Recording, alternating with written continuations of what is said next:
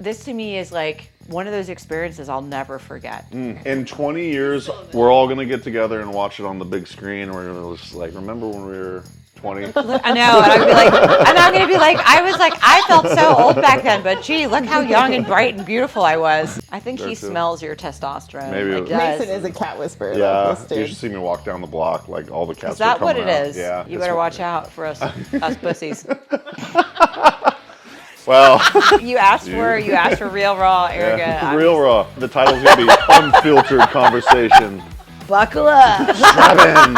Erika Galentin, everybody. Thank you very much.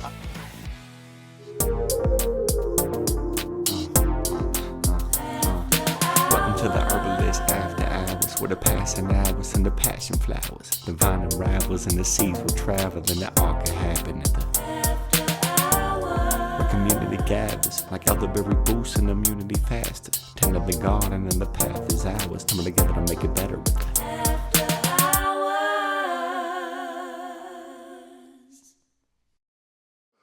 What's that Guthrie box? That's my grandfather was Major MC Medical Corps Army. That's his trunk from World War II. That's amazing. So it really is family lineage. Yeah, Cool. big time. Yep. So is this chair. Wow. All right. Yeah. Sweet. Yeah. I got a couple of those floating about.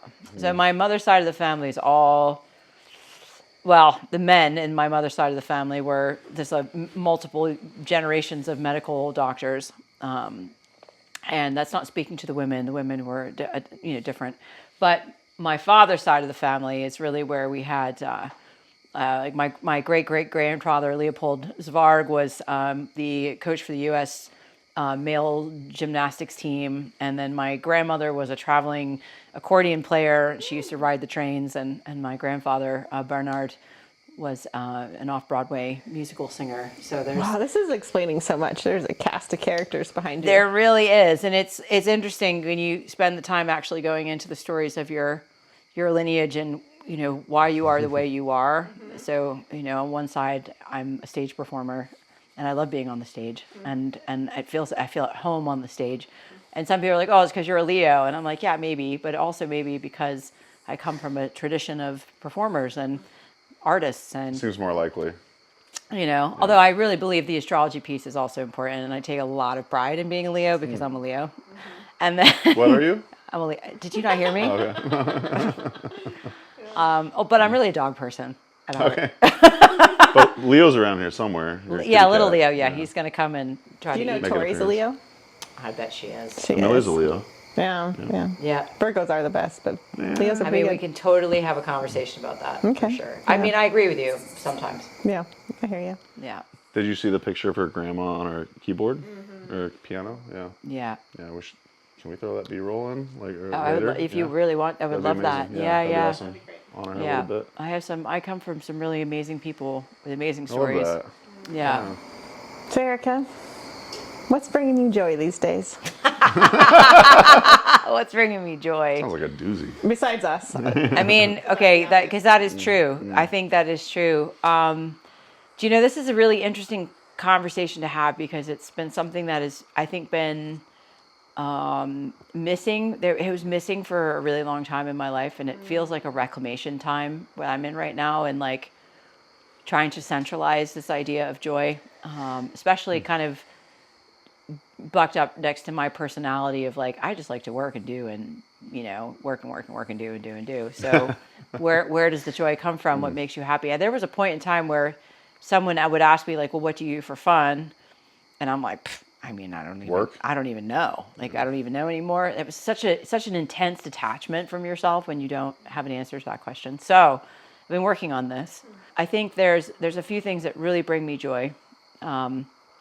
There's the obvious, which, are the plants and the land, being with the plants and being in relationship to land, and like just spending time out on the land with the plants with no objective.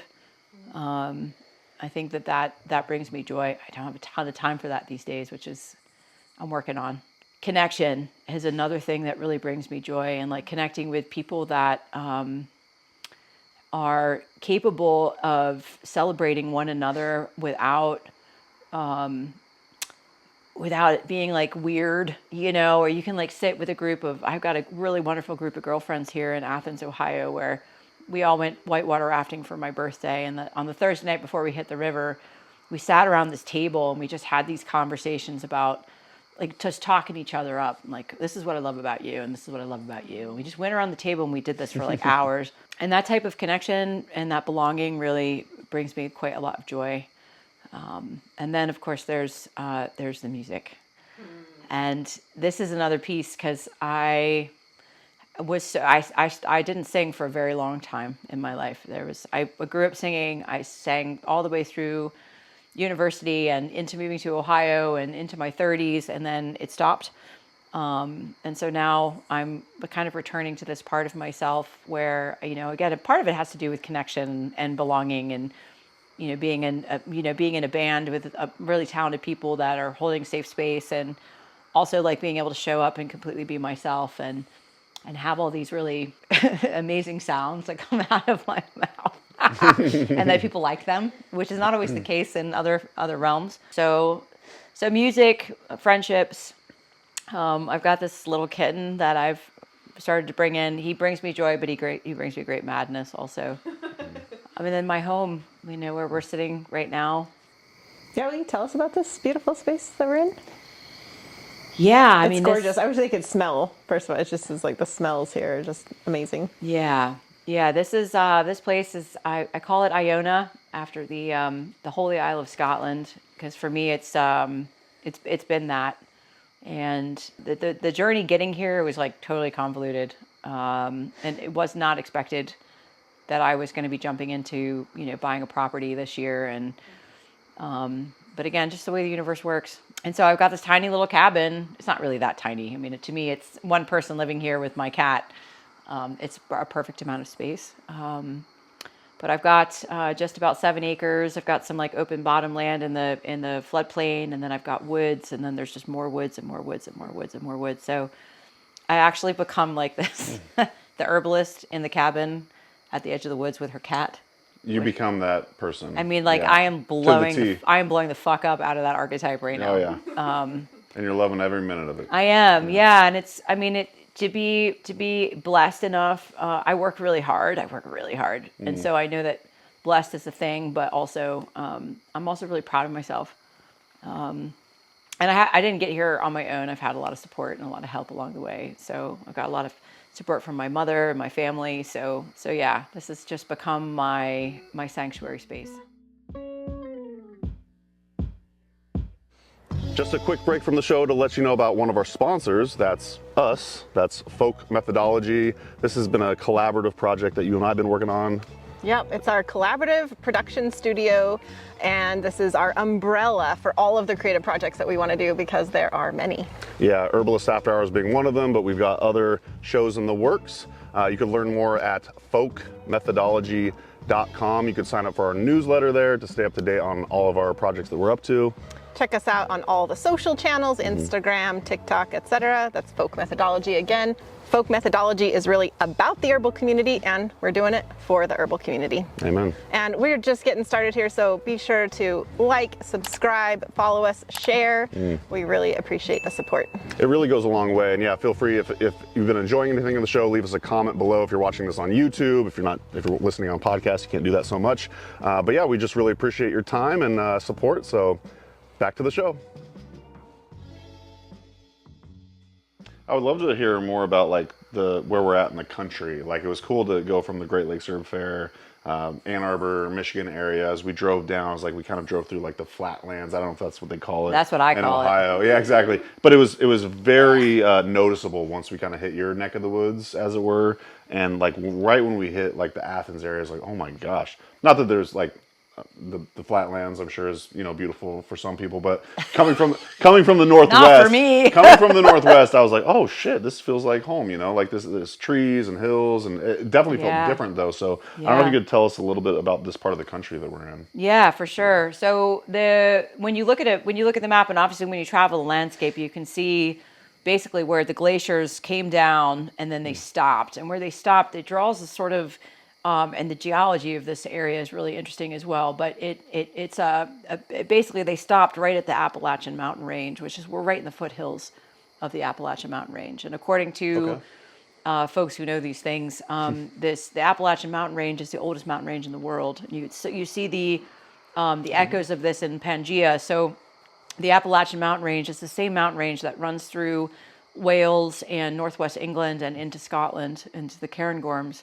So the difference being that we have trees here and they don't over there anymore. You know, sheep, all that sheep shagging. Sure.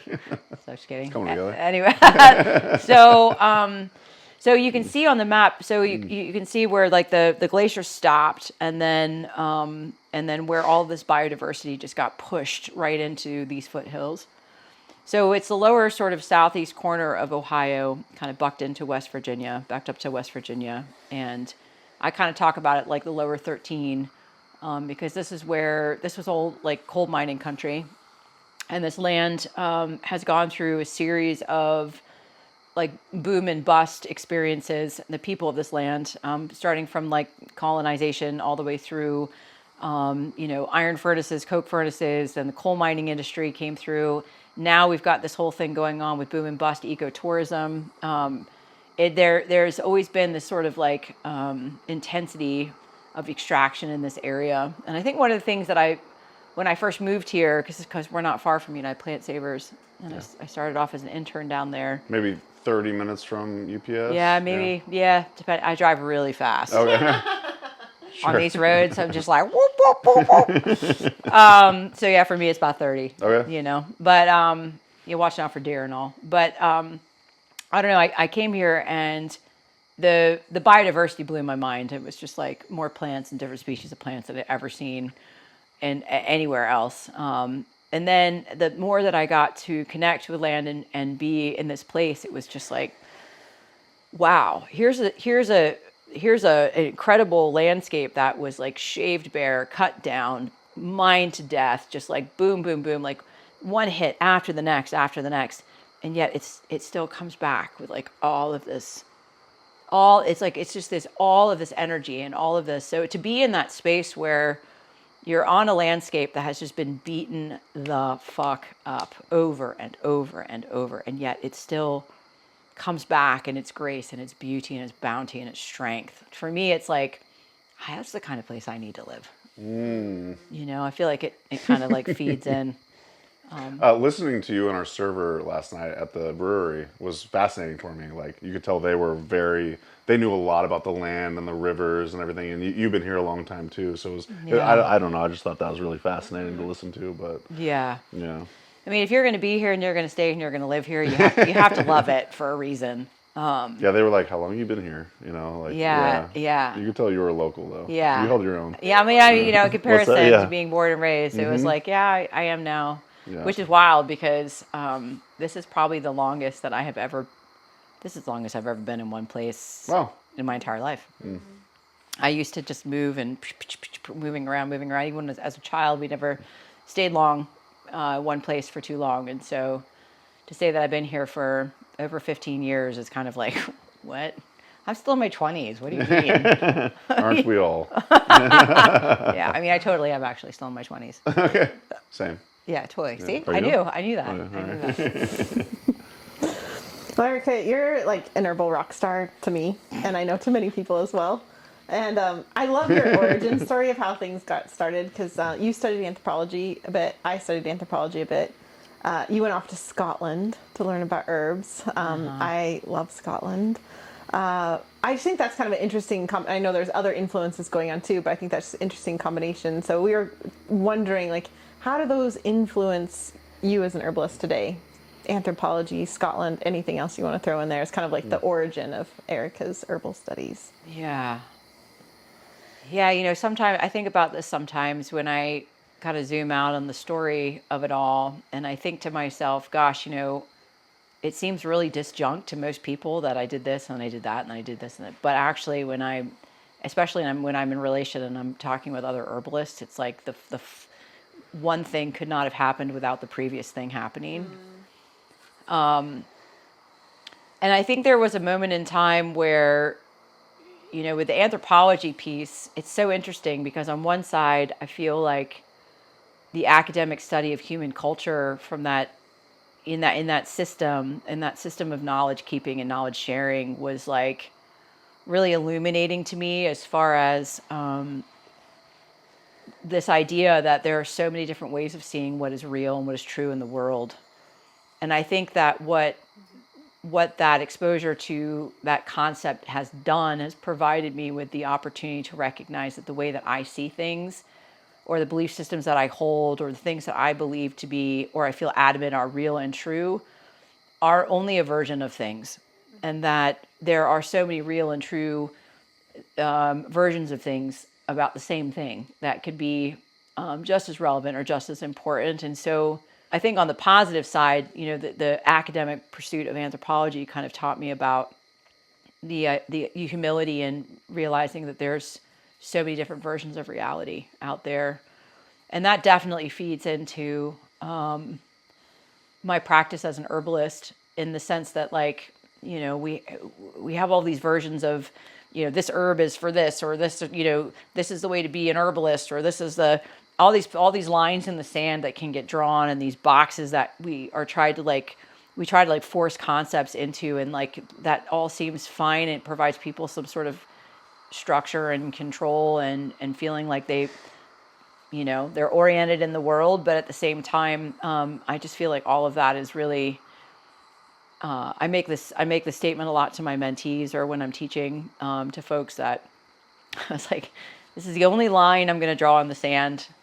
That if you're going to draw a line, if you're going to be in a class with an herbalist that's drawing a line in the sand about something, you better just run the other direction, because there's I like that a lot. There's and I'm like, that's the only line in the sand I'm going to draw, and you can like totally run away from me if you want, but It's kind of like an anti-dogmatic approach. Yeah. And that's that's a really nice, concise way of putting it.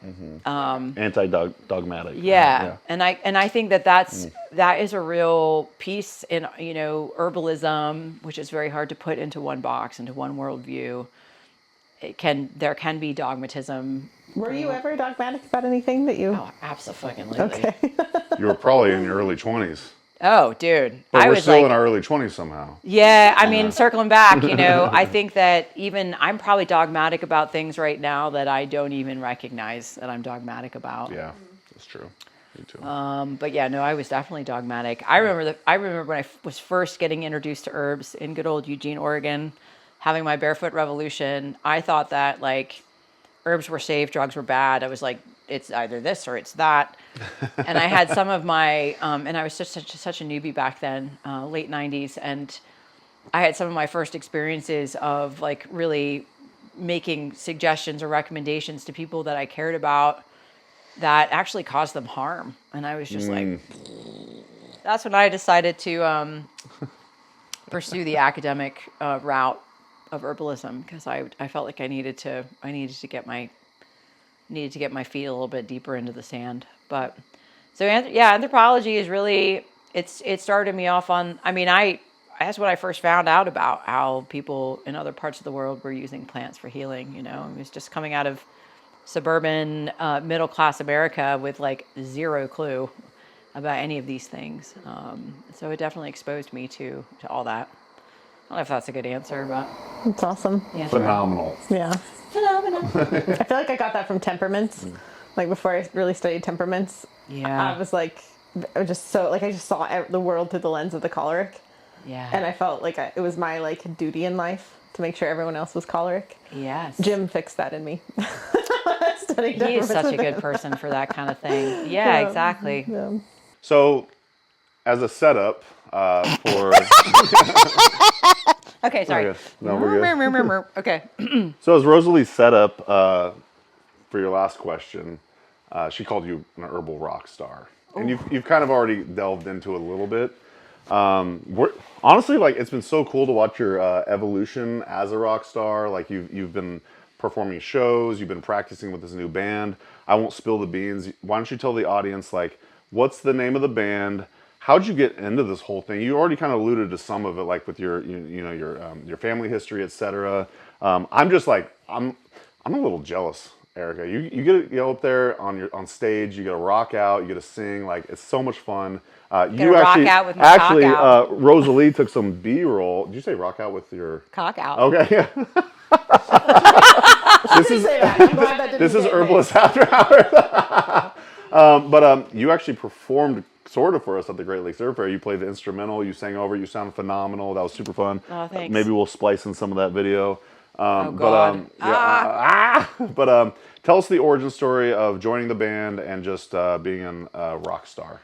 Okay, I mean, so there's an aspect of the origin story which is kind of like comes from a place of sadness and like a place of a version of myself and a version of a storyline in my life that I'm still like working through and I'm still trying to heal from.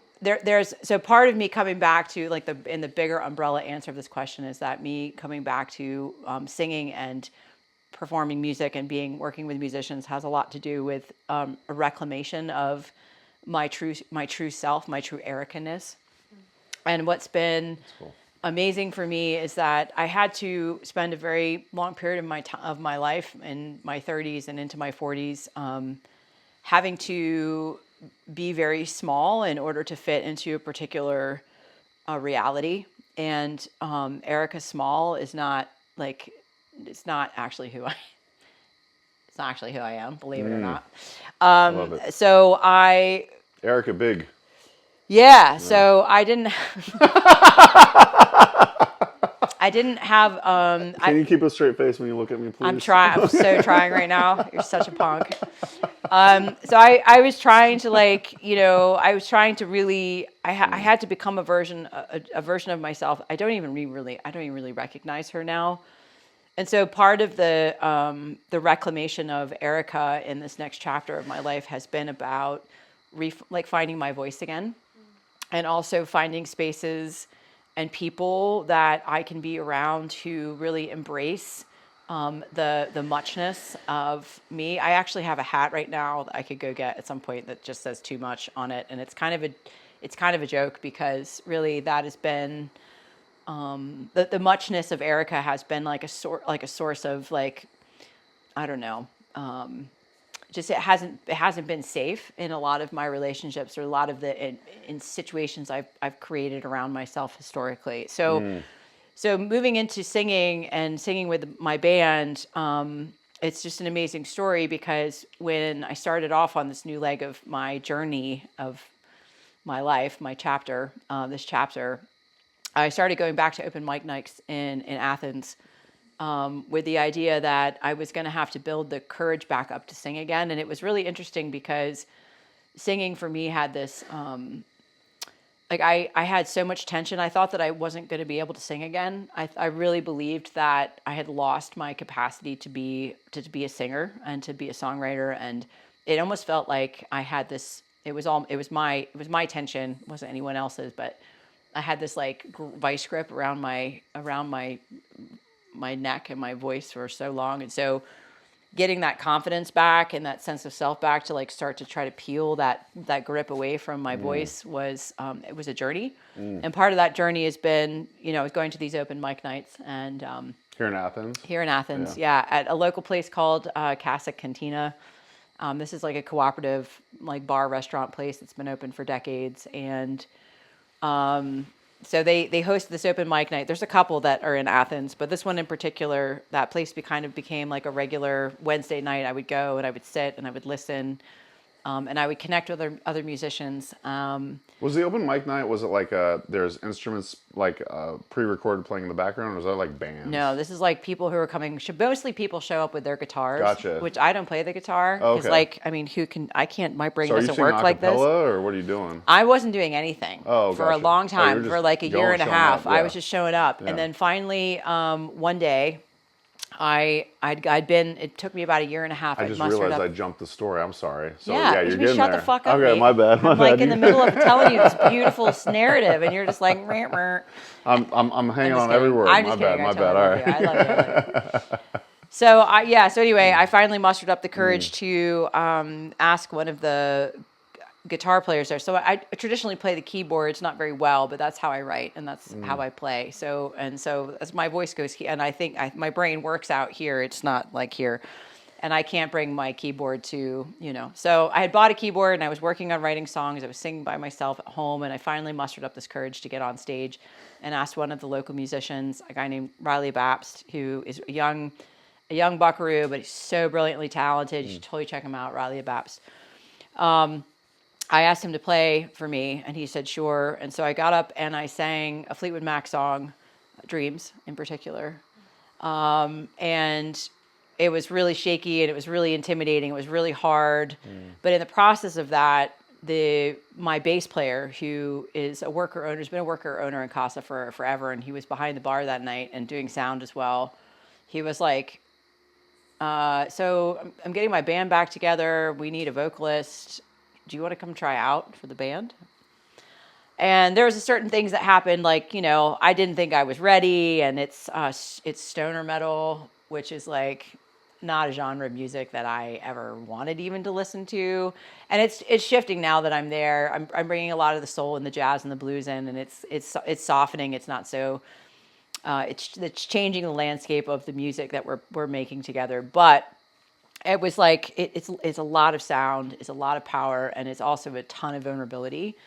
But these guys have just been like next level safe. I went into that space and I tried it for the first time. I could barely hear myself because it was so freaking loud in that room. And I had earplugs in, and it was like, we need to figure out a way for you to hear yourself so we can really hear you. And I wasn't going to go back and do a second audition, but then I did, and I nailed it. And within 30 minutes of me being out of that practice, they messaged me and they said, we'd like to invite you to be our lead singer. And so here I am at the young age of 46, the lead singer in a stoner metal band called Dune. Which I also want to highlight, like, you're not just singing, you're actually writing a lot of these lyrics too. Yeah, I'm writing all the lyrics and all the melodies. I mean, the melodies are kind of intact because they're a part of the orchestration of these tracks and these tunes, but it's but they give me a template, and here's the song, here's the whatever, here's the guts, and I write the poetry and I write the melodies, and then I just get up there. Bonafide herbal rock star. So herbal rock star level stuff, I guess. Yeah. I really love it. We've kind of talked about this at Great Lakes Herb Fair, but we were like, oh, you're going to perform at a herb conference, and it doesn't sound like it would be a good fit. Maybe things are changing. You're bringing in the jazz and everything. Yeah, I mean, I think it's a little bit, it's probably not like your typical like herb conference set. At Great Lakes, they had a lot of cover songs. I think they? that's nice because then like people know the music. Yeah, so if you could work on some covers for us, that'd be great. Yeah, these would probably be along the lines of, well, it's funny, our group doesn't really like to do covers very often, but maybe we'll talk about it. Maybe we'll do some like Pat Benatar and like, Ooh, that'd be fun. Yeah, Blondie. Which isn't really like stoner metal, but like, it's rock enough that it's hard, it's edgy enough for them to maybe be okay with it. Yeah, I was thinking more like Beatles. Yeah, that's not going to happen. Can I tell you, after living in the UK for as long as I did, like, I cannot stand the Beatles. Sorry. Wow. I can't even enjoy the Beatles. I can't even enjoy one tune of the Beatles. Oh my God, can we end this now? They beat it into me. It was like, it's everywhere, It's like. Yeah. Even edgy Beatles, like we could do Walrus. I mean, it's like, it's not even that edgy anymore. It's like, oh. No, they played. It's overplayed over there. I think I just got sick of it. Cool. Well, I think that's all the time we have today, but it's been fun. Is that it? Does that mean I get to take this wig off now? That's really it? Those were all the questions? No, I'm cutting you off because of your Beatles opinions. Oh. She's like, fuck this bitch. Pretty much. But I love Tori. Oh, we're back in. Hey, yeah. Let's keep going. Not as much as my older sister Gretchen, who she was the one who got me into Tori Amos back in high school. She played it loud and clear. I have to keep the wig on. Yeah, every time I hear Tori, it reminds me of her. So, yeah. Nice. Well, why don't you tee up the next question? Well, we've made it to the show and tell portion of the podcast. Oh. Yeah. Is this where I like whip my tits out? No, it's where I whip my tits no out. titties. Oh wait, I'm not supposed to say titties. Oh my God. I am from Utah. I'm from Philly originally, so like, That's straight That's Philly. showing. yeah. I was thinking about hydrosols. Oh, Call me the sure. herbalist. Okay, well, I that's think- fun I too. think you might have brought some. I mean, you all wanted me to be myself, so I'm just gonna.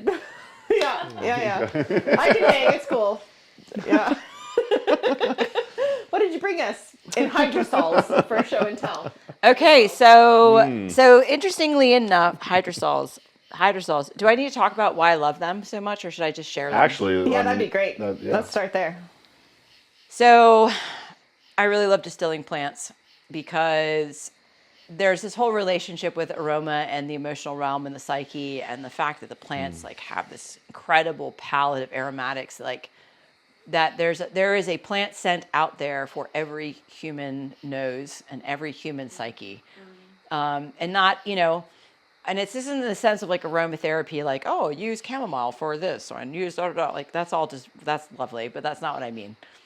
I feel like the plant kingdom gives us an opportunity to stop, to breathe, to feel, to be embodied. And the actual process of creating hydrosols and creating aromatics from plants has this, for me, as a distiller, it's like a slowing down.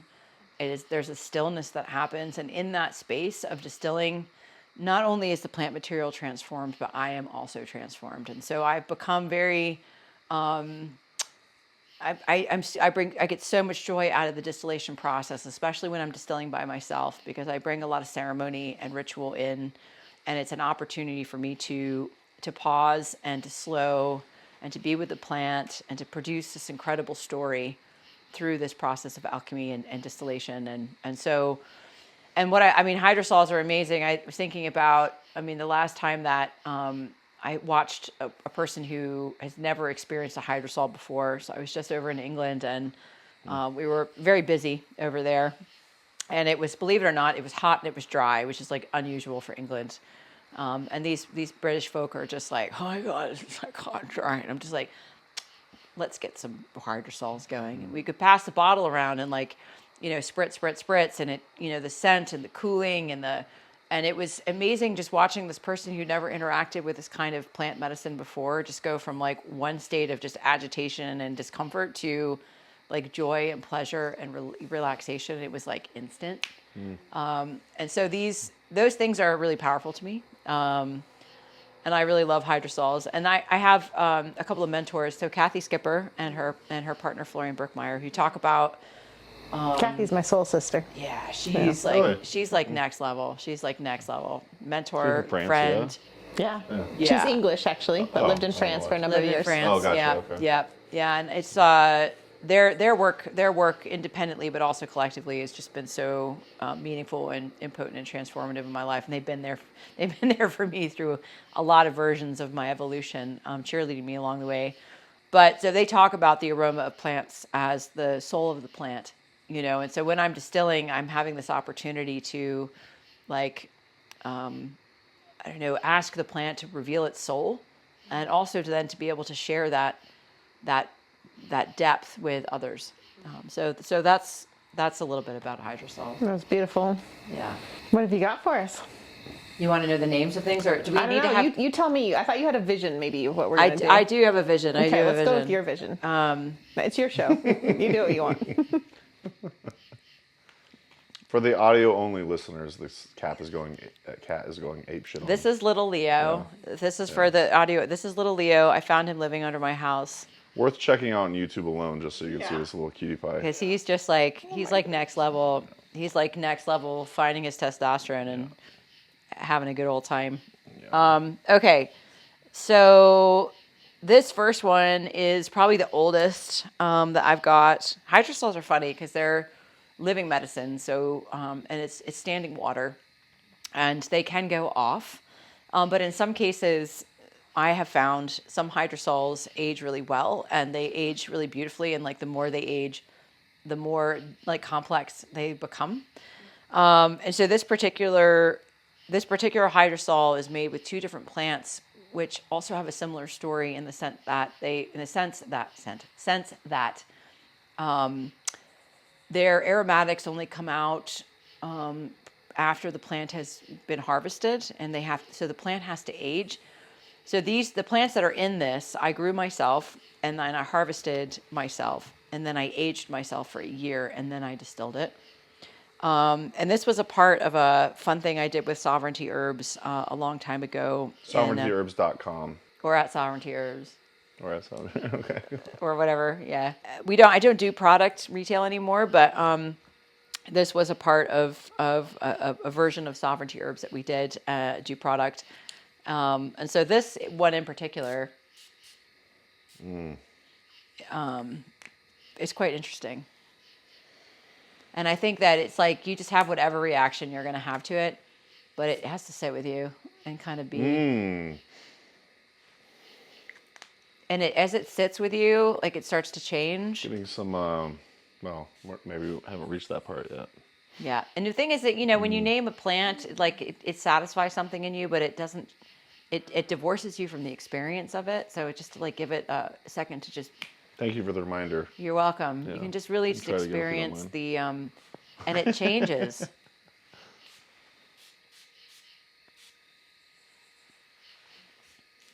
Little Leo is like, what's that? Is there catnip in there? No. Yeah. What are your impressions? What do you? I mean, the first, I don't know. The second we start like naming it, like I don't know. Now I'm like, but I mean, as far as like scents go, like. Or feel like yeah. Yeah, maybe you should like spritz yourself again and like let yourself feel things. This is something about aroma that it's an invitation for those of us Emily, who. get up in here. Oh, I can smell it. Yeah. As soon as I walk in. Yeah, and don't worry about the name. The name's not fucking important. I didn't even see the name, so it's good. Well, it's good because the names of the plants aren't even on there, except for the ingredient list. And at first it smells a bit fusty. That's a word from Scotland. I don't know what that means. It means like rot and mildew. Oh. But then it changes. You feel the sweetness come out. I'm getting Sweetness, I was yeah. thinking of earthy sweetness. Kind of. Earthy Yeah, sweetness. earthy sweetness. Yeah. Maybe almost a little woodsy. In a Yeah, way. super woodsy. Yeah. So this was a blend I called Sanctuary. And it's a combination of sweetgrass, Okay. Herioclue odorata, and vetiver root. Yeah, Vetiveria zizanoides. And both of these plants are, so sweetgrass, the Herioclue is actually native to Southeast Ohio, but vetiver is not, obviously. And you can grow vetiver as an annual, but my goodness, is that plant an interesting one to learn how to grow enough to distill. And so that was that experience. I really enjoyed it. I really enjoyed it, yeah. That was Yeah. lovely. I And don't it's know what that interesting 'cause word you use. Fusty? Fusty. It's funny, Rebecca just taught me that word. No way. Oh, did she? Okay, so she knows. She'll be like, oh yeah, I know what fusty means. Rebecca's my bestie, who is also Scottish. So. Yeah. Are you getting a little peanut butter on that?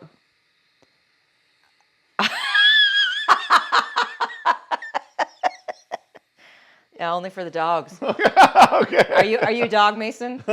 Oh. Wow, then yeah, there's peanut butter in that. Let me just hold on a second. You gonna bark again? Just... Meow.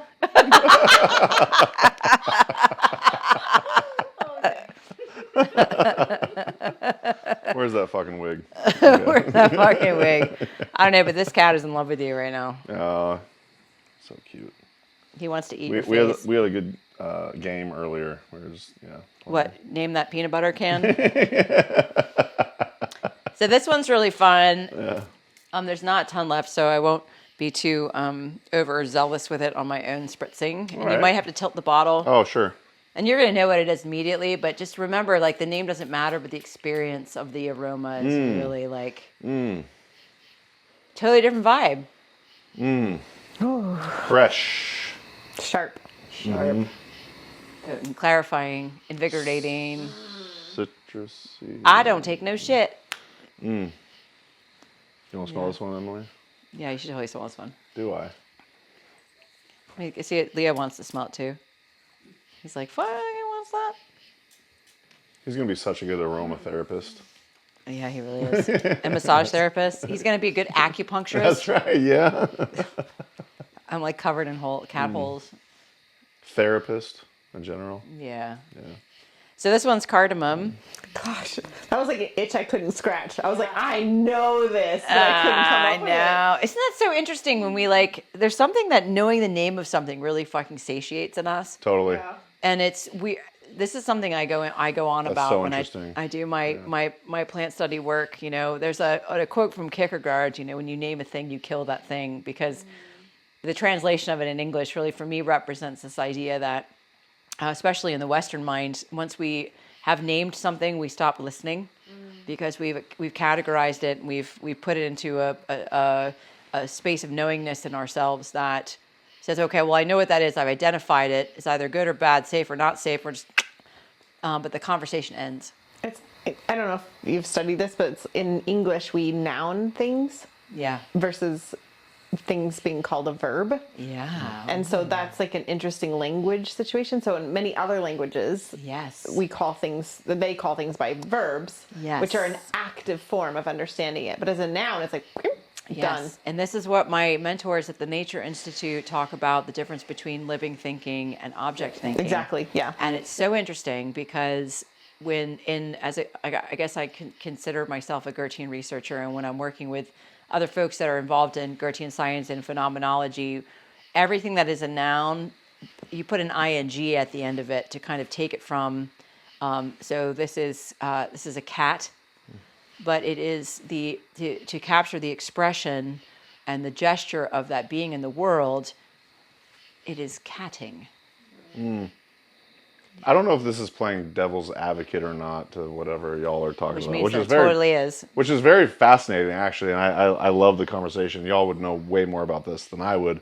But, like, when you meet someone and then they tell you their name, and then you're like, I'm going to remember that. And then the next time you see them, you're like, fuck, what was their name again? I totally don't remember their names. You know? But then I'm like, I really want to make an effort to remember their name.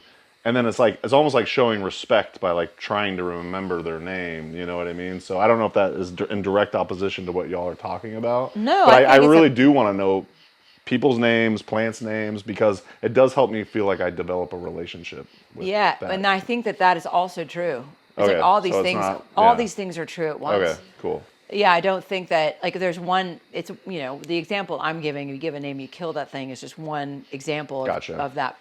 But also for a lot of people, that name and naming things in many cultures, that naming is a gesture of honor and respect. I would be absolutely screwed in those cultures because I really shit with names. I remember plant names like no problem, but a person's name, it's like they say it and it's like none of that matters because it's just like wah, wah, wah, wah, wah. I'm like focusing much more on how this person makes me feel and what the experience of this person is, and then the picture of their face, and that's what I remember. Totally. So it's like I'll know your face for the rest of my life and how you made me feel in that moment, but your name is just like this addendum thing. All right, pop quiz. I said my middle name at dinner. Robert. I feel like I should say I'm Rosalie. Oh, shit. I knew it started with an R. I don't know your middle name, though. Day. La. Your middle name's De La. Kind of like De La Soul. Yeah, that's right. Which will go back to late 80s hip hop later on in the episode for sure. You know for Rosalie specifically. But, all right, we'll get there when we get there. Okay. Was there a third one, or do we do all? Oh, there's a one? third one. This cool. one is a magical story. Let me just.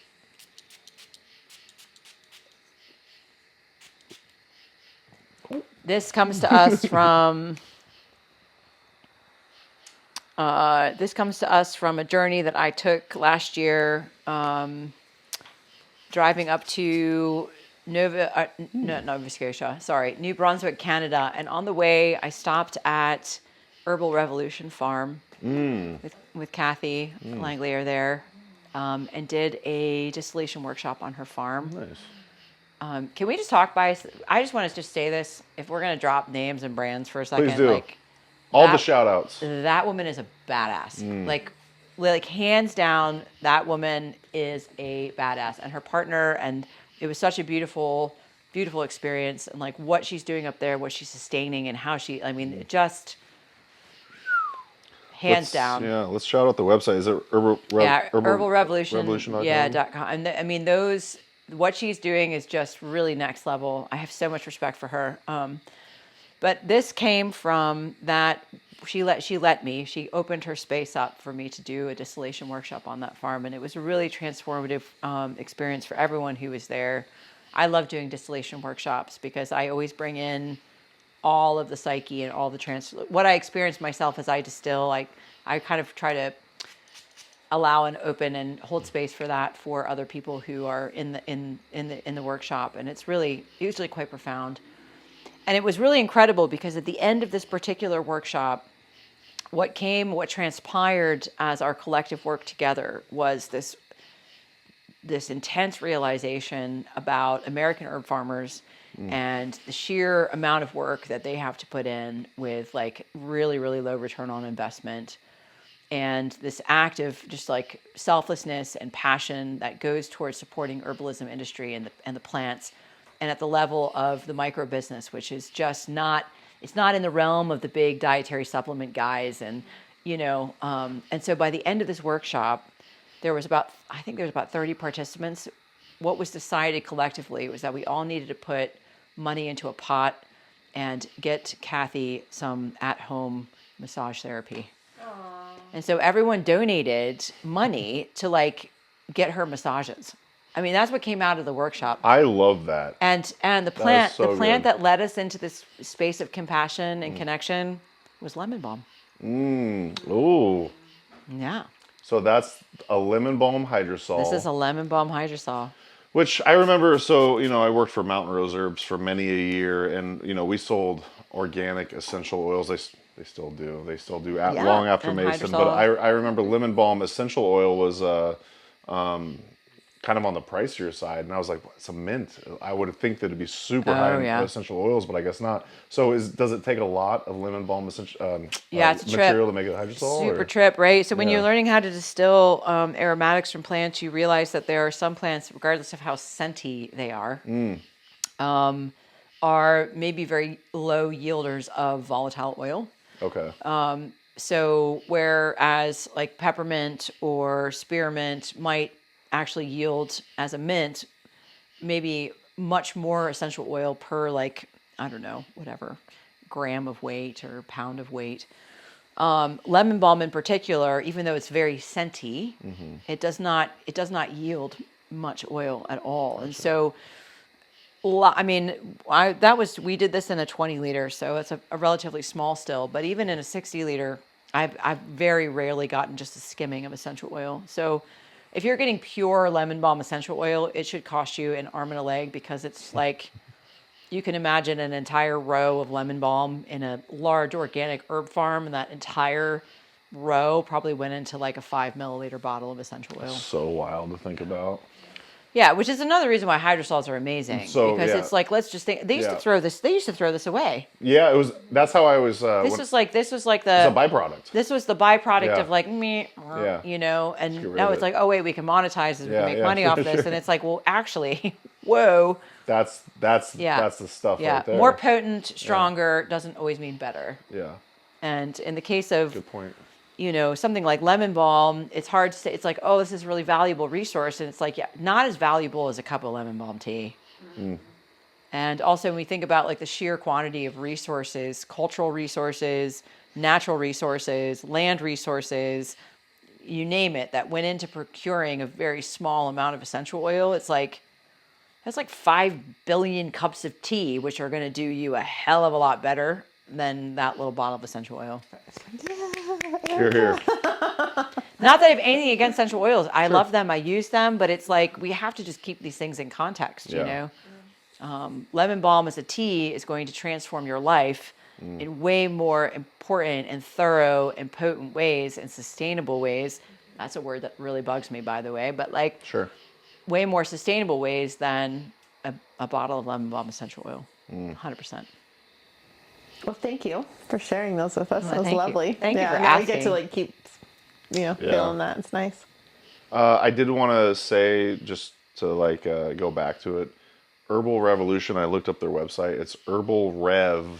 Oh, .com. herbalrev.com. Really cool T-shirts too. 100%. You want an herbal I T-shirt? know, You go seriously, check out. next Yeah. level t-shirts. The brand name in itself is just badass. Yeah, she's, I mean, everything about what part of she's the doing Firesider is- 3. Yeah, she's part of the Firesider 3. Yeah. Yeah, Kathy, Respect. Mary Blue. Respect. Yeah, Nicole Telkish. All the Love above. you all. What was the other one? Nicole? No, was that Rosemary Gladstone? Oh, Rosemary was involved. We'll shout out Yeah, her, yeah, too. yeah. Yeah, Yeah. cool. Well, I mean, moving on, or yeah, okay, cool. So we actually have a guest question for you. A guest question. Yeah, I know, isn't that fun? I don't know. I don't even know what that means. Oh, I'm so excited. Yeah. This is so great. This is like we got a guest question This for is you. like playing tennis, but when tennis was cool. Tennis. Well, table tennis is still cool. But, yeah. You mean ping pong? Yeah, that's right.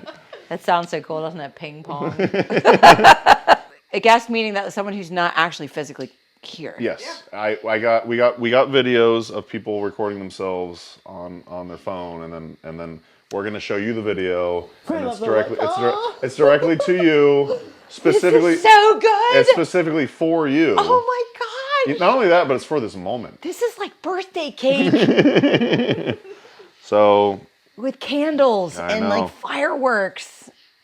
you ready for it? Oh my god, I'm so ready for this. All right, cool. Oh my god. We really like this question too. Yeah, but here you go, and you could hold the phone.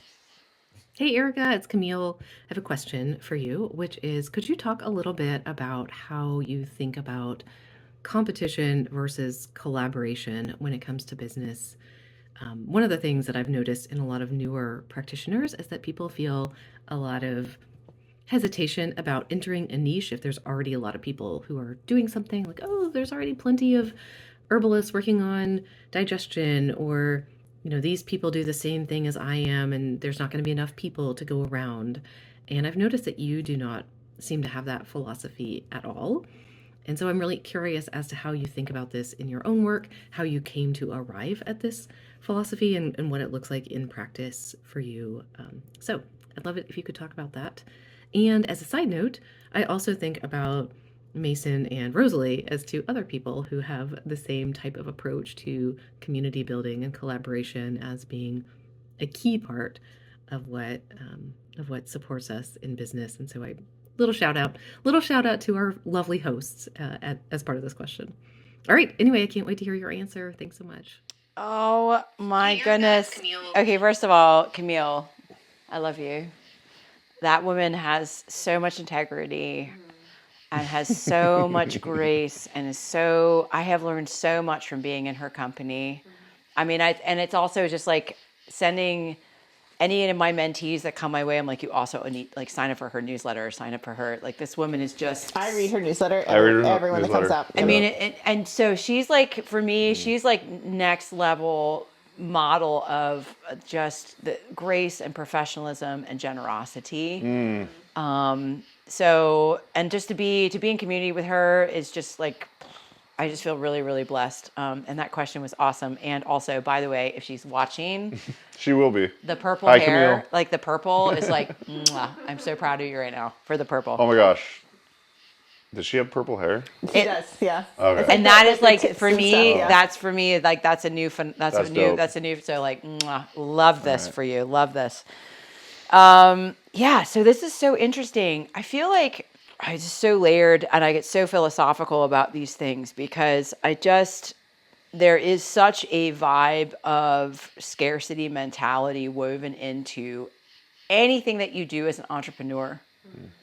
And I think that whether that be herbalism or whether that be any other thing, it is the root of capitalism economy is based on scarcity. Like, we are literally programmed in utero to have this fear of, or like angst against, or drive to avoid this idea of not having enough, there not being enough. This is really, really deeply woven into Western culture and society. So this bleeds into the herbalism community and in really profound and often very unfortunate ways. And I do think that it takes a lot of, I know for myself as an entrepreneur and an herbalist, I have had to spend a lot of time, I work with talk therapy, I'm talking about reflective practice, really focusing on this idea that the scarcity mentality,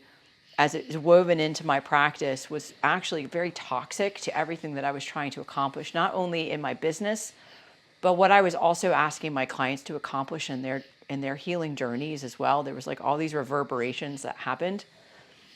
And I had this one moment, talking about Kathy Skipper again, where I was really in this poignant place with my business, and I was trying to think about, I'm like, okay, well, there's the comparison trap, and this person's successful, and this person's doing this, and this person's doing that, and there's just not enough of any of us to do, there's too many of us and not enough of them to do all the things and be successful. And those stories, those narratives were starting to really swallow me whole. And at one point, I'm having a mentoring session with Kathy, and she kind of like puts her glasses down on the end of her nose in this like really foreboding way. And when I say foreboding, I mean, this is like next level foreboding. She just like got really close to the camera, and she's like, Erika, what are you asking your business to carry for you? And it was like, in that moment, I recognized that the psychology that we have in ourselves with the scarcity mentality bleeds into everything that we do. And it's not a force for growth. It's not a force for collaboration. It's a force of fear and separation and isolationism. And that wasn't going to work, not only as a business model, but that wasn't even going to work if I was going to be a practitioner trying to support clients on a healing journey. I can't facilitate that or be in a space to help support that if I'm asking them to not have a scarcity mentality about their lives. So these things echoed out, And then I also remember the work of Katya Swift. It really caught my eye in her newsletters as well. She had this whole hashtag thing that she was going on about, community, not competition. And this idea that, there's enough space and there's enough room for all of us. And so one of the things that I have come to realize, and one of the things that I think I try to support even in my mentees, is that, as herbalists and practitioners, maybe to touch on Camille's question more specifically, we all have things that we're going to be we're going to be knowledgeable about, we're going to be passionate about, we're going to be engaged with working with each other on and with our clients on. And so there may be other practitioners that are also knowledgeable, and there are also practitioners that are going to be maybe even more knowledgeable or have more experience. And we can start getting caught into this. They have more than, they're going to get more than, I'm not going to be enough. And we're not necessarily focused on the beauty that our individual stories as herbalists and our own individual stories that have brought us to becoming practitioners of herbalism, what those stories bring to the table. Because that healing journey for a practitioner is one that is going to provide a facilitation of and bring people in who resonate with that story. And so I think that each one of us has a capacity to just show up authentically as ourselves, and it's our authenticity. And this is something Camille's really great at. It is our authenticity that I think brings people to us and draws people to us. It's not the scarcity mentality of like, oh, there's not enough of you, I got to take from you, or I've got to be more like this person in order to get more clients, or I need to be more like this person in order to get more of a platform. That doesn't work. What works is when we have the courage, which takes a lot of courage, and the vulnerability to just show up as ourselves.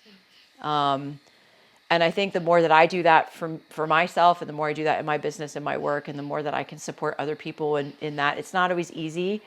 But that really is where there is really truly a thing of community and not competition. We're all just showing up authentically as ourselves. And the kind of clients that might go to Camille, and Camille and I we have an interesting story, because she's really focused on the same mentorship population of students that I am. And in many cases, when I look to her work, I feel so inspired by what she's doing. And I also feel like what her and I are doing provides a palette or a mosaic of experiences for the same population of people. And what makes it beautiful is that Camille shows up as she is. People go to her and her work, and they resonate. and then I show up who I am. People come to my work, and we have a lot of crossover with the same students. And the fact that there's a Camille out there doing that work, and then there's an Erika out there doing that work, that it all feeds into the same, like, everybody wins in that story. Nobody's losing in that story. Everybody's winning. If we want to think about it win-lose, which is like, not the mentality I'm trying to go for. But do you know what I mean? So I don't know. I hope, Camille, and your beautiful purple hair and your awesomeness, I love you, and I'm just so grateful to have you in my life. So thank you for that question. I hope I did a good job answering it. You did. That was beautiful. Yeah, did you have any feedback on that, or like any additional comments, or? You just put me on the spot. I am. Yeah. I think I believe so strongly in collaboration, not competition. Like that's like the heart of what is going to make the herbal community thrive.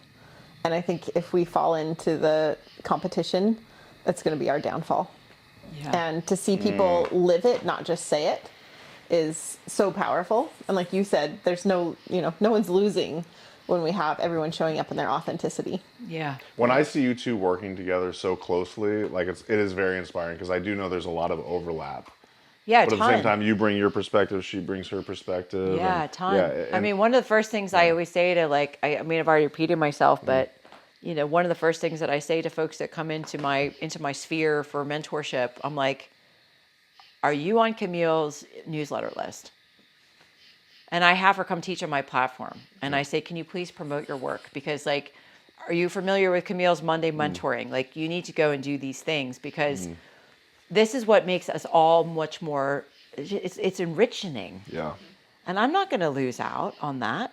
I mean, it's like, that whole mentality just really freaks me out. And you're right. I think that, to your point, Rosalie, is actually already destroying us as a community. Like, we don't need to dive into the details of that right in this moment, but. Yeah, that's going to happen in 20 minutes from now. Great. It's something to be aware of, and it's something for us to acknowledge, recognize, and make other choices about. Yeah, and these are not easy things. Yeah. There's no switch to be flipped. I know that for myself, like, the scarcity mentality is the antithesis of collaboration and authenticity. Yeah. And it has taken a lot of me facing my own shit and my own fears and my own programming, and it's not like I'm done. Yeah. Like I hit up against the scarcity mentality regularly. The real work and the real power is recognizing when that's happening and when it's operating, and when it's operating in my psychology and it's influencing my relationships or it's influencing my decisions. And I don't always get it right, but it's a work in progress. But, like, in order to face that community, the toxicity of that in community, we actually also have to, I think, be willing to work on facing that in ourselves. Absolutely. And that deep level of programming that we have, and this is not easy work. There's, like, no simple answers to any of it, and I certainly do not have it all figured out. No. By the way. Yeah, I hear you on that, man. We're accountability buddies, and it's on my list to work on the not enoughness. Yeah, this is a good reminder. Deal. Yeah, yeah, it's a big deal. Yeah. Well, this is kind of a. Before you transition to the next one, yeah. I just wanted to say, because we brought it up a couple times, CamilleFreeman.com. Yeah, it's actually, it is CamilleFreeman.com. It is, because I just looked it up, but it is Bloom and Grow. Bloom and Grow, her brand. Monday mentoring. Yeah, but CamilleFreeman.com, the links will be in the podcast show notes. Thank you, Camille, for the question. Great. Yeah. And definitely do sign up for the newsletter. She writes wonderful newsletters. Well, she's got two. I just got to give another plug here for please. Camille, because she not only does she have her mentoring thing, like, she also has the art and craft of. We all open her newsletters. Yeah. I open every single one. Every single one. And she just published a book this year. And she just published a book this year about how to write better newsletters. Like, you have it. You can get on 2 newsletter lists from her, and they both are going to just, like, juice up your life. Yeah. That's what I was going to say. Good stuff. So. Yeah. I just like to say both Camille and Erika are teachers from my school. That's like, you both respect. are badasses. That is cool. Only badasses get into Rosalie's school. Not that. But Yeah. I'm proud to have you both. I will double it's an down. honor. They're not. I don't have a school, but y'all have both been on the Herbalist Hour too. So They both still on the Earth Supposedly podcast Yeah. too. So. Okay, cool. Yeah. Lots of love. You know what I All love right. about Camille is that she's like doing the real work. Like she's like in the trenches doing the work, and it's like, and for her, it's not about social media. It's not about clickbait. That's It's actually not a really about cool thing about her. Yeah, she's like making it thrive without social media, which is really cool. To it's see. really really cool. She does great marketing for an herbalist who doesn't like. I don't know that she's not like saying like you got to be on every platform and do this thing, but she does. And I think to tip my hat to Yeah. her. Like I know that her approach to her business and what she's doing is not easy either. Totally. So anyway, that is all the it's like so much love and more to So Camille much love, Freeman. Camille. All right. She's like next level. Now- okay. Now we can transition. I Now just we wanted can to get that out transition. there. Yeah, Thank you. totally. Thank Okay. you. Absolutely. Yeah, good props. Good props. All right. Well, so it feels like to me, Erica, that we have a lot of students who are going through school to be an herbal clinician. Like we have a lot of people who are like, they're into it, they want to be an herbal clinician. I might be wrong on this, so I'm framing it as like how it feels to me. It feels to me like there's a small percentage of those folks who make it to the herbal clinician realm and stay an herbal clinician for a long period of time. So I just felt like you would be a person who could weigh in on that. A, is what I'm feeling true? And B, what are some ways we can better support people? Because I know we all believe we need more herbal clinicians. Yeah. Or practitioners, community herbalists, whatever we want to call them. But people who are working to help others on their own like healing plant journey. Yeah. With the pillars, this is good. It's a great question. I'll just with the addendum of safely, ethically, and with accountability. Yeah. However you identify. If you identify as a clinical practitioner, a community herbalist, to me that none of that's all.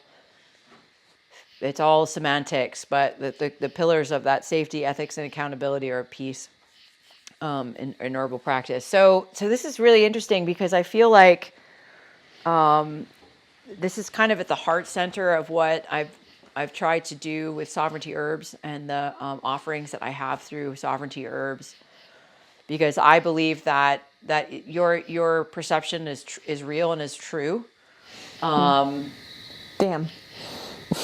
I don't want to be true. I know. Yeah. I think there are way more people who are graduating from herbalism programs who, and it's not to say that like everyone who goes through an herbalism program should want to become a practitioner working in consultation. There are so many different, it's the beauty about herbalism, right? That there's so many different ways of being an herbalist in the world. And each one of these is really, really important. Each one of these has a role to play in people's lives.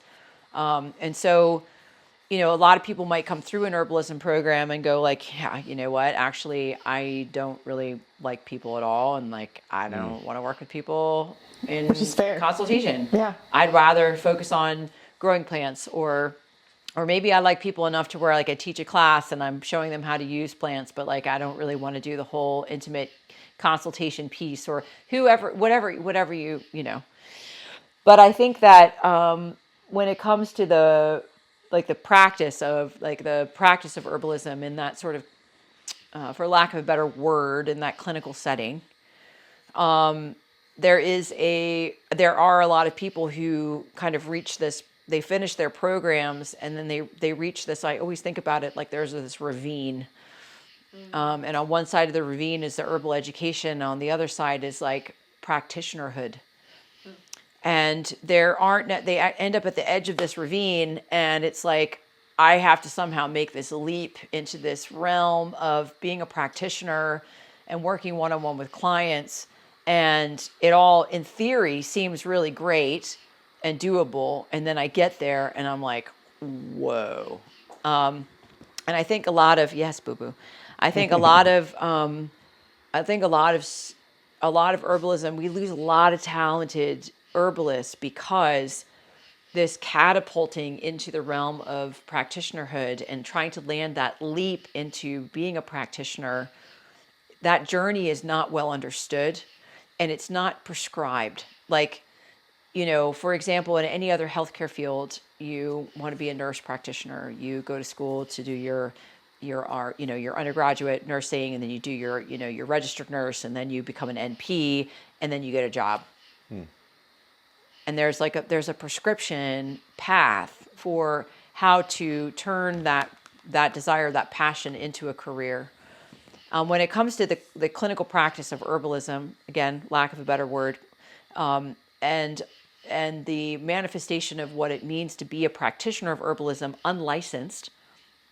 an unlicensed practitioner of herbalism, there's no prescription for how to get there. There's no prescription, there's no path. And so there's a little bit of kind of what I say to my mentees, it's like, okay, you're on this mountain, you got to get to the top of the mountain, and you've got a couple of tools, but you have no idea how to get there. You have no idea which way you're going, what way's up, what way's down, if the tools that you have are going to work. There's all these different things that could come in the way of it. And there's no instant, I'm wondering if I'm getting on a tangent here. Maybe not. There's no instant financial return for the investment that you have put into that education. And building a clinical practice as an herbalist is a very hard thing to do, especially if we're unlicensed, and especially if we're in community and we're in environments where we have highly credentialed, highly licensed practitioners who have absorbed herbs into their practice. And I'm saying absorbed herbs, not herbalism, because what a lot of these practitioners are doing is not herbalism. Are you talking about they're using nutraceuticals and capsules Nutraceuticals, or- yeah. Yeah. Gotcha. I'm talking about different professions that have absorbed the use of herbs, but not the practice of herbalism, which can mean a lot of different things to different people. Totally. But for me, it's not what I see at the butt end in my clinical practice. So people going through, I want to be very careful how I say this, but it's like this sort of let's just throw a whole bunch of herbs at you and see what sticks. Sure. And a whole bunch of fancy supplements and a whole bunch of blood tests that haven't been medically validated. And let's see what sticks and what might make you feel better. Thousands and thousands of dollars later. I was going to say that, yeah. And tests and supplements and herbs, yeah. And so the practice of herbalism is not absorbed, but the use of herbs is. And so here we have a situation then where we've got folks who are leaving an educational situation that are being taught within a paradigm of the use of herbs. It's really important and it stands in its own. But we're up against, especially in the popular culture side of things. I'm going to speak to popular culture, not necessarily indigenous or other cultural expressions of herbalism, that we are up against highly credentialed, highly licensed practitioners, and you're leaving an herbalism program with probably little to no entrepreneurial business experience. And the truth of this is, I'm going to look at the camera, clinical practice is a business. And it's a very unique business. And there is not your traditional sources of business support, the SBA, working with a business mentor. It's not necessarily even conceptualized as to how to actually support an entrepreneur trying to start a clinical practice, an unlicensed practice for herbalism. And so the business aspect and how to run a clinical practice as a business and all these different pieces and parts is not necessarily as, it's like this huge guessing game for a lot of folks. And they get to the bottom of that mountain, they go, I can't feed my family. I can't pay my bills.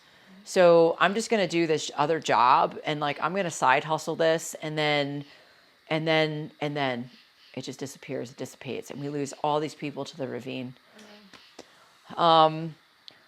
So I don't know if that's answering your question, but I do feel like one of the things I'm super passionate about is that I've been in clinical practice now for over 20 years, and I transitioned into the American system of healthcare, which was without the same protections and the same sort of cultural understanding that I came from being trained in the UK, to kind of go oh wow, this is really hard. This is hard on a level that is sort of hard doesn't even really describe it. And no wonder, even for me, as you say I'm an herbal rock star, I think it's really funny because I still see myself as not really that at all. But I know that my clinical practice is only one revenue stream of several revenue streams that I've had to create in order for me to maintain my work in the world. And I've always said that with all the different things that I can do as an herbalist to bring, to make a career and a living out of this, what is going to always keep me grounded in my work is my clinical practice. And so that has actually remained sort of a sacred center whereby, it doesn't really matter how much money I am making off my clinic, because it's not the financial center, it's more the sacred center of my work. And I put the financial center into other things. And this is not a traditional career mosaic for most people. It's very complicated. And no one path is the right path for all. Did you know when I leave my house, I'll check my oven, and then even if I didn't use it, and I'll leave and I'll lock the door and I'll go to the car and I'll be like, nah, I gotta check it again. Yeah. Can I tell a story about that? Yeah, sure. You know the story. So the other day, I Oh yeah. used a curling iron, left the house, had Xavier stop the car, because I was like, oh shit, like I just thought about my curling iron. I'm gonna have to go back. I went back. Somehow I messaged Mason in the middle of it, because we both do this thing. Yeah. And so I told him, like, here I am Anxiety. walking back to the curling iron, even though I know it's off. And I walk into the bathroom. It was fucking on. OCD for the win.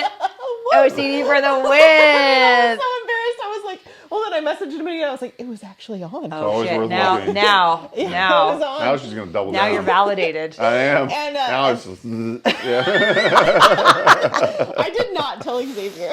I was like, I just. Well, don't he want to- just Oh, now did you heard not? for Now the he first knows. time. Now he He's knows. probably This not gonna He won't watch is this. so I was funny. like, I'm not gonna tell him. Because this is like different. This is so because different I than didn't want him me. to think. I didn't want him to lose faith in me and think less of me. So It's this definitely is on me. the This is podcast. me. I'll be like, oh man, did I leave it on? And I'll this be was like, private. I probably left it on, but fuck it, it'll be all right.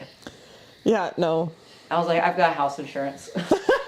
That's how I think. yeah. I'm like, I'm already gone. Like I Probably can't. I wouldn't can't. have done anything. I was, 98% certain it was off. Yeah. I thought I was That's being wild. silly for going back. No, but you weren't. You were tapping into your intuition. Yeah.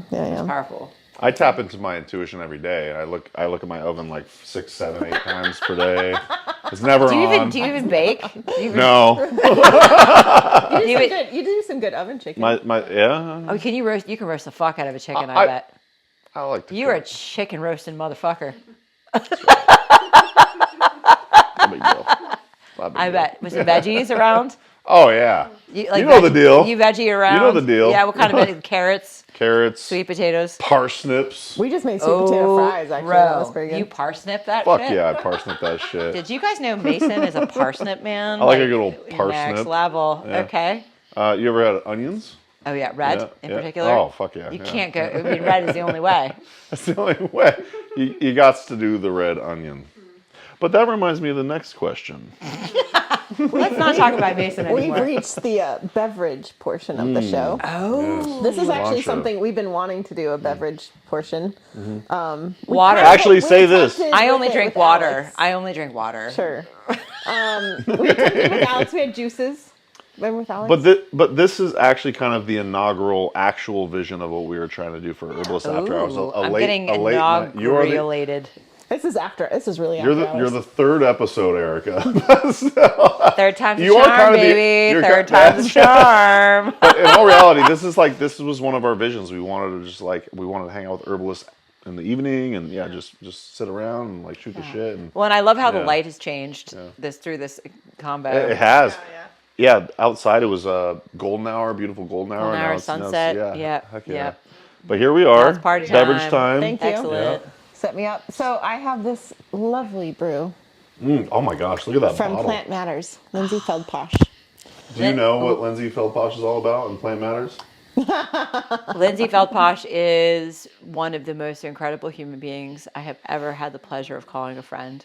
I'll second She's that. amazing. Yeah. She's like that woman has been next to me by my side through thick and thin. Wow. Like, yeah, next level friend. Wow. Yeah. Like Amazing. the kind of person that teaches you that you're worthy of friendship. That's how I feel about Lindsay. And probably one of the most phenomenal formulators I've ever met. Like her Here. Yeah. I don't know what it is, but like her magic is in, I mean, what she can put together is really like, next level. Yeah. I can vouch for that too. I took a class with her at the Great Lakes Fair last year, maybe it was 2 years ago. Did you go to that class? Oh, it was a good one. It Yeah. was all about formulating and Yeah. medicine making. Yeah, it was cool. Yeah, she's like legit. she's so legit. And the proof is in the pudding, really, because look at this. Let's get this like, pudding. This is like pudding Well, I want orb. to share Lindsay love though. I met Lindsay at IHS many years ago, and I have this thing. It's like Anna Green Gables. You meet your kindred spirit. I knew instantly Lindsay is a kindred spirit, and we've been reconnecting at Great Lakes, and we had like 15 minutes together, of just one-on-one time. Man, that woman, she just she's incredible. She's so incredible. Yeah, she really, really is. Yeah. Yeah. All the Feldposhas, and Odin and Brian. Oh yeah, Brian. Oh my God, Brian. I Oh, and love Odin. him so much. Yeah. Yeah. Did you meet Odin? I did. Yeah, yeah. Yeah, we did get to meet him, Yeah. Last time I saw him, it was this big. I know. I mean, it's so funny. I had this moment at Great Lakes Herb Fair recently where we walked into the dining hall, Lindsay and I together. I just arrived, and I saw this young child climbing around on the benches. And I'm like, oh, look, there's Odin. And I'm like, wait a second. It's not Odin. Odin's not a tiny child anymore. That's a 3-year-old. I was like, time warp. They grow up so fast, Sure these do. kids. Yeah. Well, Lindsay gifted this to me, and she gave me the instructions of, it'll be a week before you get on a plane, so you will have time to drink it. And I'm so glad that this is where we're going to enjoy it. Oh my God. This is Herbalists After chamomile Hours. blue cordial.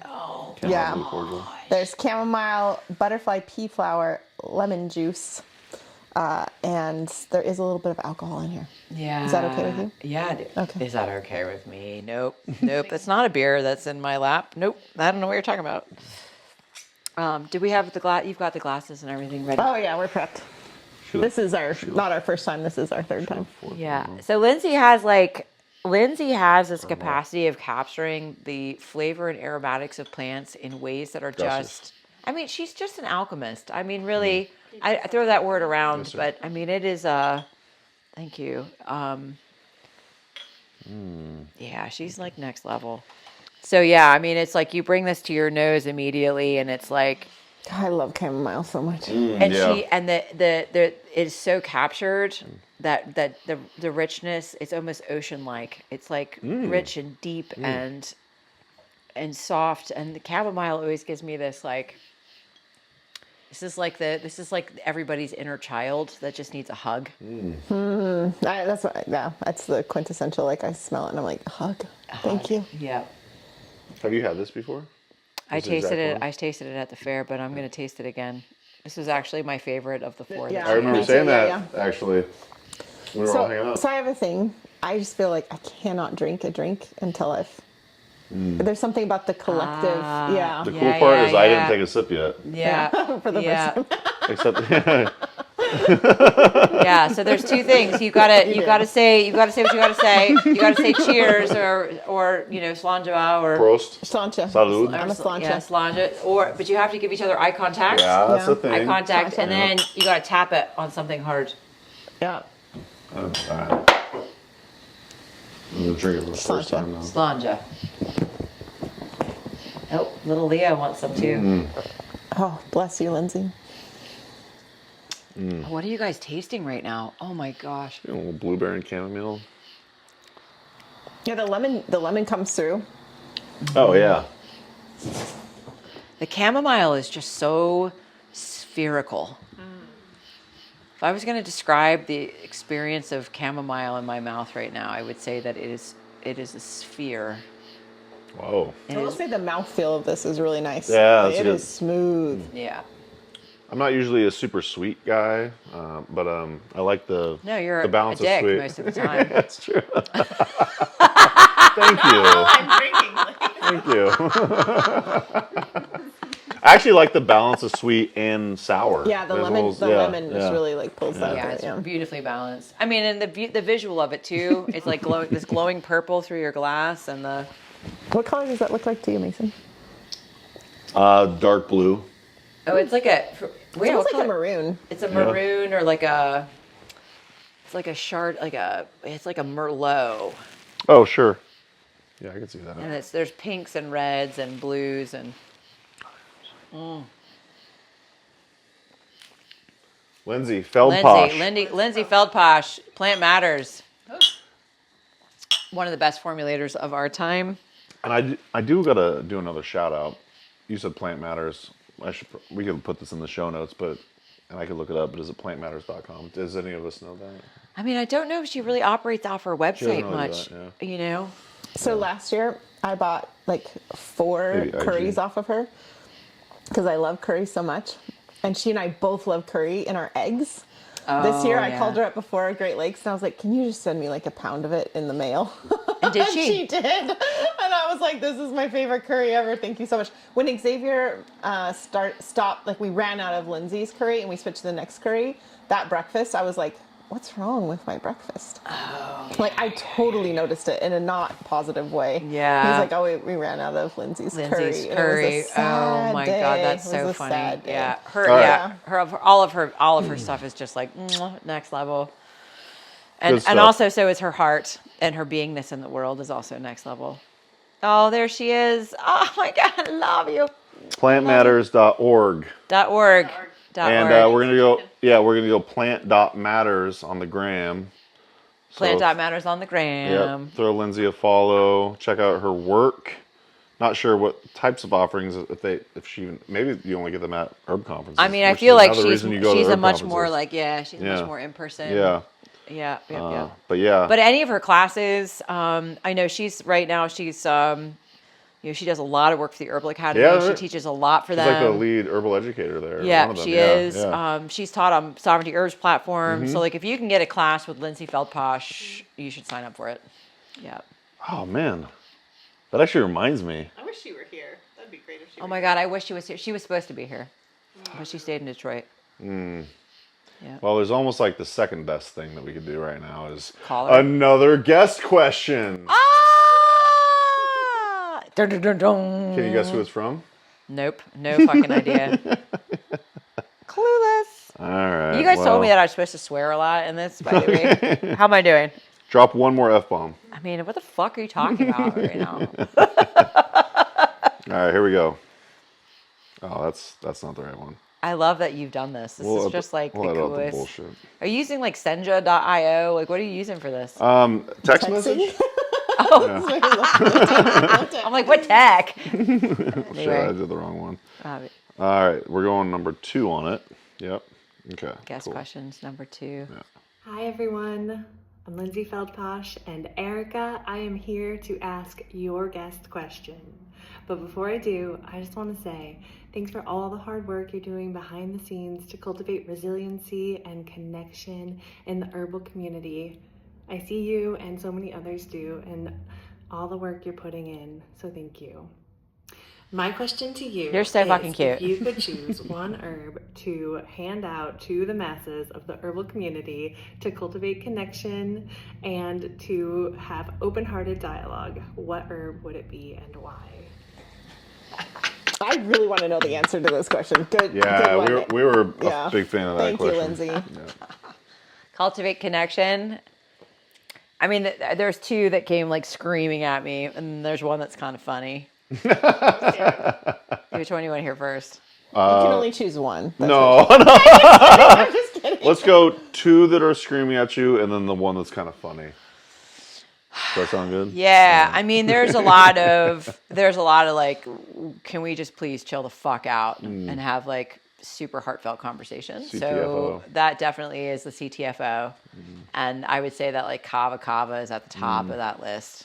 Like, also just like any nervines people, any nervines, all of us, we just need to start taking more of them. Let's just do that. Skullcap was also on that list. But the funny one was Belladonna.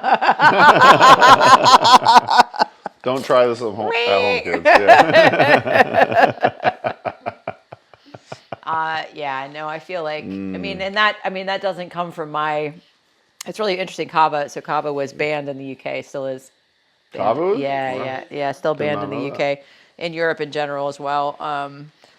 And it's so interesting because, this is where we cross the lines of cultural appropriation and taking on traditions of other cultures and medicines from other cultures, but there is something to say about,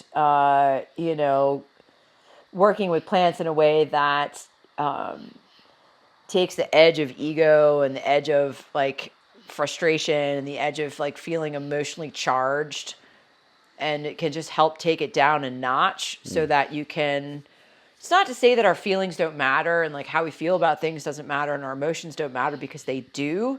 But when they're running the conversation and they're running the dialogue, like it's not necessarily productive space. And we can say a lot of really harmful, hurtful things when we're like emotionally charged and not regulated. We can be really cruel and we can be really shitty to one another when we are not emotionally regulated. And I know this because I often experience emotional dysregulation and I know what that feels like. So kava has this tradition of being utilized ceremonially, to like, this is something that you imbibe before you have to have hard conversations. And there's a lot of hard conversations that we're having in the greater herbalism community, and they're not pretty conversations, and they're intense and they're emotionally charged, and they should be, but they're also, like we all just need to take some more nervines and some kava. I don't think that's the quick answer, but anyway, that's the one that came to me. Thank you, Lindsay, for that question. And thank you also for the support. Very sweet words. Yeah. Yeah. She meant them. I know she did. Yeah. She's like next level, that woman. Mm-hmm. Yeah. Sound ally. It was a little bit of a follow-up to that. Last night, we were talking about some of the challenges within the herbal community. And you told us that one of the problems is that we're not even talking about or asking the right questions. And that caught our attention very much so. And we're wondering, what questions seem especially important right now? Yeah. To me. What questions seem important to me? Sure, yeah. Because I certainly don't know. I have one perspective, one lens that I can see the world through, where I feel like I can prioritize questions through, which is not the lens that is going to be appropriate for everybody. I love the humility, by the way. Yeah, that's beautiful. I'm not, this is the anthropology, the good parts of the anthropology that's coming through to say that like I can only speak to what I feel is priority through my own lens, knowing that my lens is not the only lens, and it is a lens of one kind of experience in our community. If we can, if we could even put ourselves in one box, which just like seems impossible. I think that through my lens, I am witnessing a discussion right now that has a lot to do with this idea of credentialing herbalists versus not credentialing herbalists, and what would be somehow considered a hierarchy of relevance based on a credentialing system, and how that somehow we're having this conversation of which is more important, which is more relevant. Is it, a credentialed herbalist like an RH with the HG, or is it the community herbalist, and what makes you a real herbalist? And, these questions about relevance of our work in the world based on the different sectors of society and culture that we work in. And I just feel like it's the wrong freaking questions. Like they're the wrong questions because it has nothing to do with relevance about, it has to do with like more about like how can, try to be careful how I say this. The role of the herbalist in people's lives changes depending on the sector of culture and society that herbalist and that person is operating in. And there are several questions that come to me with, looking at organizational professional structures. Can one organization and one professional structure support the needs of all of these different realities? I don't know the answers to any of these questions, but it's a really important one. If there are like folks like myself who are working in the front lines of American healthcare, and we're up against highly credentialed, highly licensed practitioners of other modalities that are absorbing herbalism, the use of herbs into their, and the art of herbalism is dying as a result of that absorption. Is there not also a space that we have to be able to hold and support for credentialing because we're working in a different ecosystem of culture and society, that also needs to be supported. And if that is true, and that is what an individual herbalist seeks to achieve or wants to be in that space, how can we better support them in reaching that credential? How can we better support them in mentoring them into that space? What resources do they need? How can we be more proactive in our work in opening that and making that less about you need to jump through hoops and more about how can we facilitate more people coming into this space and being in this space if that is where they want to take their herbalism career. When it comes to like working in the community landscape, you know, it's like we have folks who are in the front lines of the American healthcare system, and that's like one cultural expression.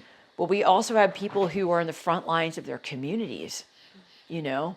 And someone like myself, like I wouldn't say that I'm in the front lines of my community. I would say I'm in the front lines of the American healthcare system, and I'm working with a national clientele. I'm not in the same space working with mutual aid. I'm not in the same space of, teaching people how to bring herbs into their homes. Like I'm not necessarily serving that role, and that role is so absolutely critical. That role in itself is what helps bring in the popular culture sense, it helps bring herbalism back into common parlance. It brings herbalism out of this, what do you mean, like cannabis, or what do you mean, like Harry Potter? And it brings it into like, no, that's not what we mean. We mean that you as a human being have access to plants to help heal your body. And that role of the herbalist in that space and in that ecosystem and that cultural expression, like what support do they need, you know? And is that something that one organization can do? Can it do all of those things? And then can it also support systems of healing and culture and herbalism that have existed uninterrupted for hundreds, if not thousands of years in indigenous knowledge? Can that one organization also serve in the needs and supporting that expression of herbalism? Like, I don't know the answers to these questions, but I mean, these are the questions that we need to be asking. It's not about relevance. It's not about one is more important than the other, or one is more real, or one definition of herbalist is more legitimate than the other, or one definition of elder is more legitimate than the other, or one definition of healer is more relevant than the other. The relevance question and the which is more important question is so, I feel very passionate about this, and I'm going to use these words, is so banal at this point. We have to evolve past this banal conversation and ask the other questions. And I don't have any of the answers. And so I know that, like, for myself as a practitioner of herbalism who was trained in the Western medical model, was trained in the UK, was trained in academic setting, was trained in a country where there is an uninterrupted tradition of herbalism, and it is much more understood, and they still struggle in similar ways that we do as far as integrating into a larger healthcare scenario. But like, that's the realm and that's the ecosystem that I'm trying to exist in as an herbalist, and I know that I need professional and organizational support in order for that to be the case, and to protect the craft of what it is that I love and dedicated my life to from being absorbed by a worldview of medicine that does not serve when it comes to the plants. It doesn't work. So there's so many, these are more dynamic conversations. What I hear from you is like there's all these different ways of serving as an herbalist. Yeah. And how do we support all these different roles, because they're all important. Yeah. And can one structure, one system support all? I don't know if it can, you know, and if it can't, how can that one structure or system help support creating and supporting other structures and systems that can? Do you know what I mean? Because in the end, we want to see success, whatever that means. At the end, we all want to see people working with plants to help their bodies and to help their families, to help themselves, to help them. I mean, that's why we're all here. Where those are the spaces that's manifesting in for each of us is going to be different based on our goals and our needs and our culture and our upbringing and all of the things. But I think that there's a problem with trying to shove it all into one box and then talking about this question of what's more relevant, what makes you a real herbalist. What makes you a real elder? You know, what makes you a real healer? The word healer bothers me in the English language immensely because I just feel like it is so. What I always say, I talk about this in classes I teach or shares that I have. I don't even like talk about teaching classes, but it's like I talk to my mentees about this. It's like I don't call myself a healer. I just think that sounds fucking ridiculous. The only time that doesn't sound fucking ridiculous to me is that when I'm talking about the work I'm doing on myself. That's when I become a healer, you know. That's when my clients become the healers. They're the healers, you know. So these words are really potent and really important, but also like how we define them and the boxes we try to put them in, and then we just slap this whole like banal conversation about relevance. And I'm like, these are the wrong questions, you know. So this has been so much fun. Erika, we're winding down, and all I have to say is hot sauce.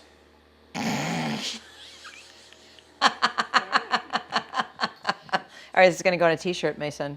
Okay. I like t-shirts. This is going to be sovereigntyherbs.com. I love how you drop these little peanut butter hot sauce. These are conversations we've had in the last 24 hours. Yes. That have been a source of belly laughs. Okay, yes. But it definitely needs to be your next Herb Rally t-shirt. Oh. Or a bumper sticker if Okay. you wanted to, right? I'll put that on a bumper sticker. Yeah. And then that's it. And that's it. Okay.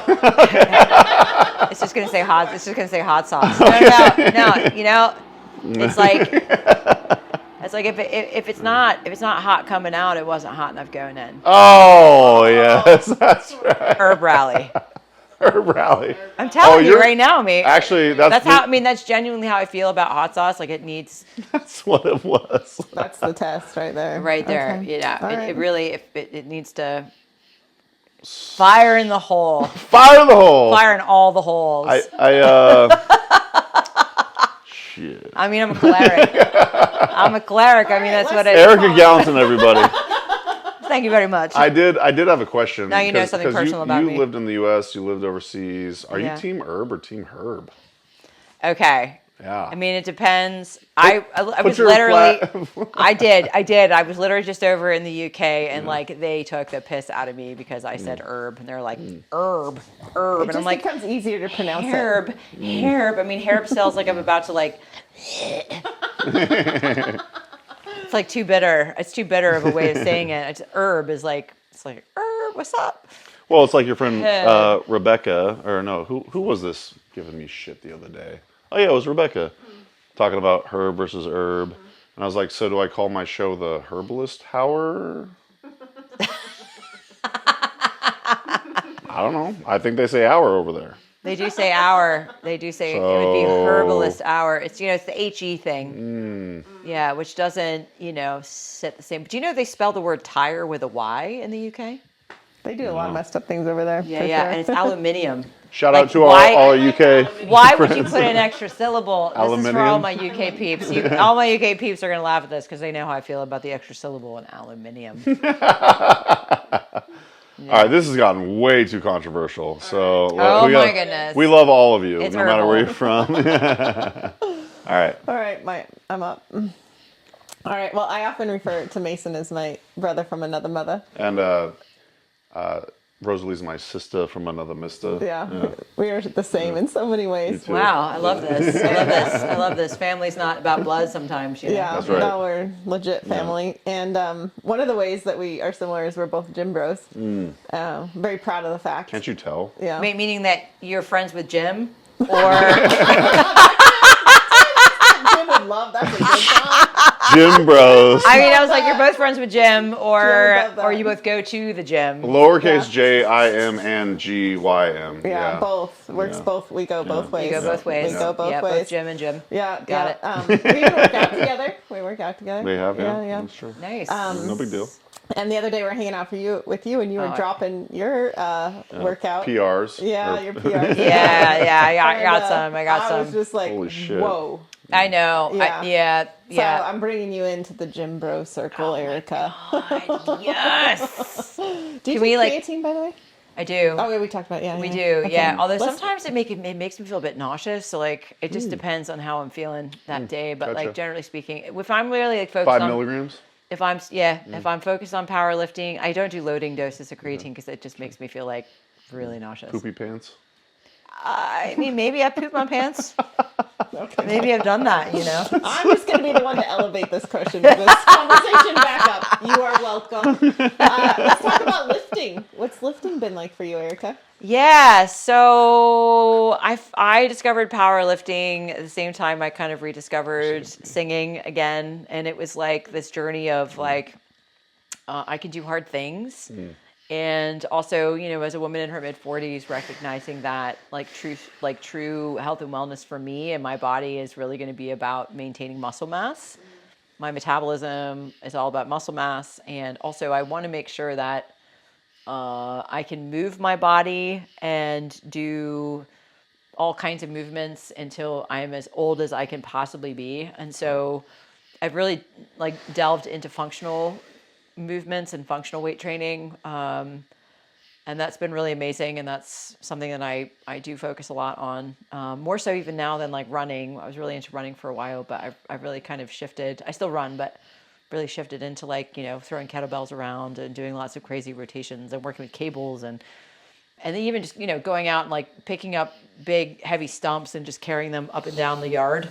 You're speaking Mason's language right now. Yeah, or taking a big. It was so funny. I was at a big bonfire the other night.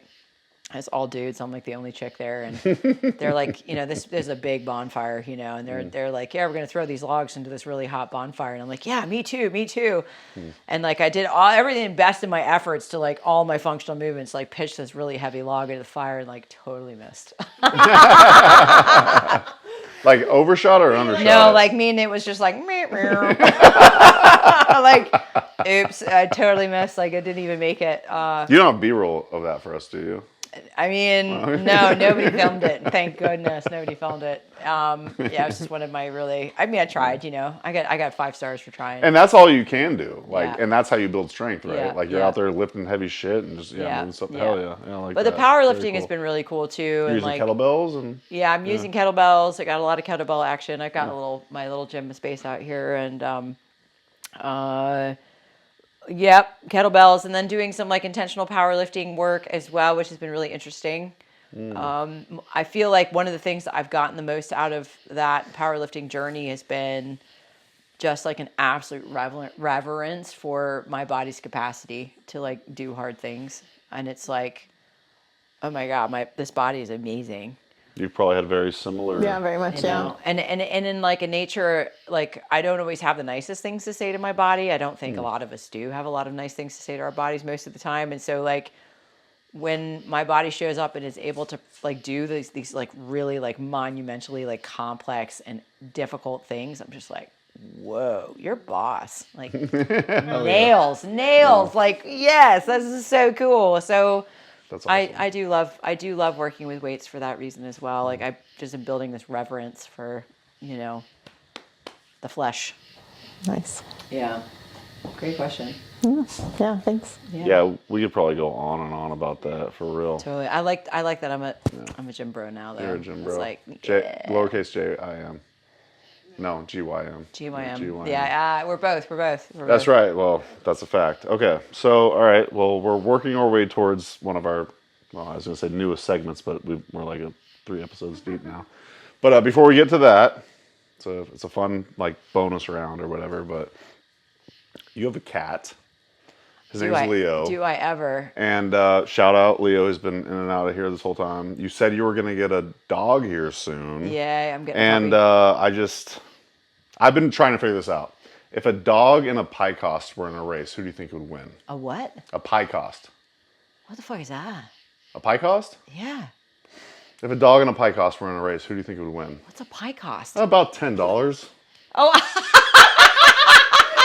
you went for that. You did it. Wow, you are not easy. I ate that shit up. I ate that up like it was pie. I know, how I Thank you feel for about indulging pies. me. Yeah, I feel that. That was good. You know how I feel Yeah. about pie. You know, I'm no Michael Scott. No, that was really next level. Like, what you were so serious. We have the hard-hitting questions on Herbalists After Hours, so. All right. And now we've got the Firefly round. Yeah, Firefly round. Yeah, This which is is known as like our rapid questions. I want the first one. lightning Okay. round. Yeah, you okay, got this. Okay. Okay. You got- yep. All right. All right. Are you ready? Let's do Yes. this. Okay. What's your favorite afternoon tea and snacky poo?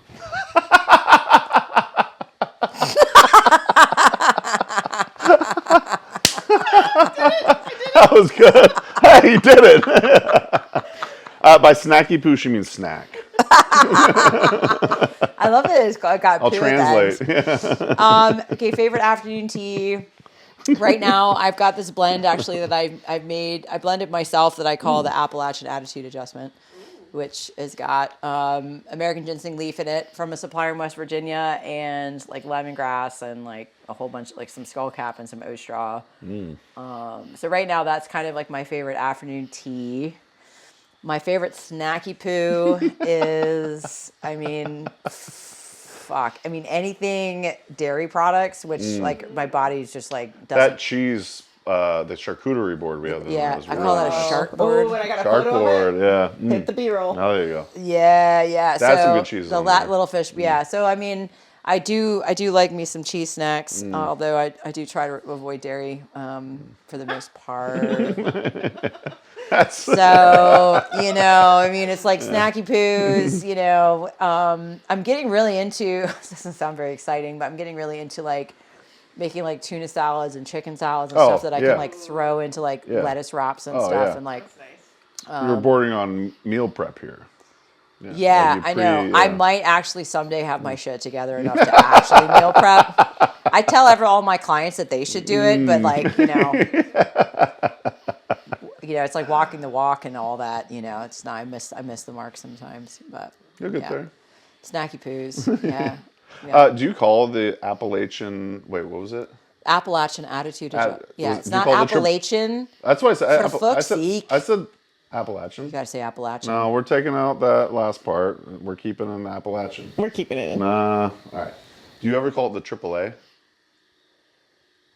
Bro, this is what I love about you, Mason Robert Hutchison. He does love the alliterations. I do. We just literally landed that down. It's like, this is the AAA team. AAA. This is the AAA team.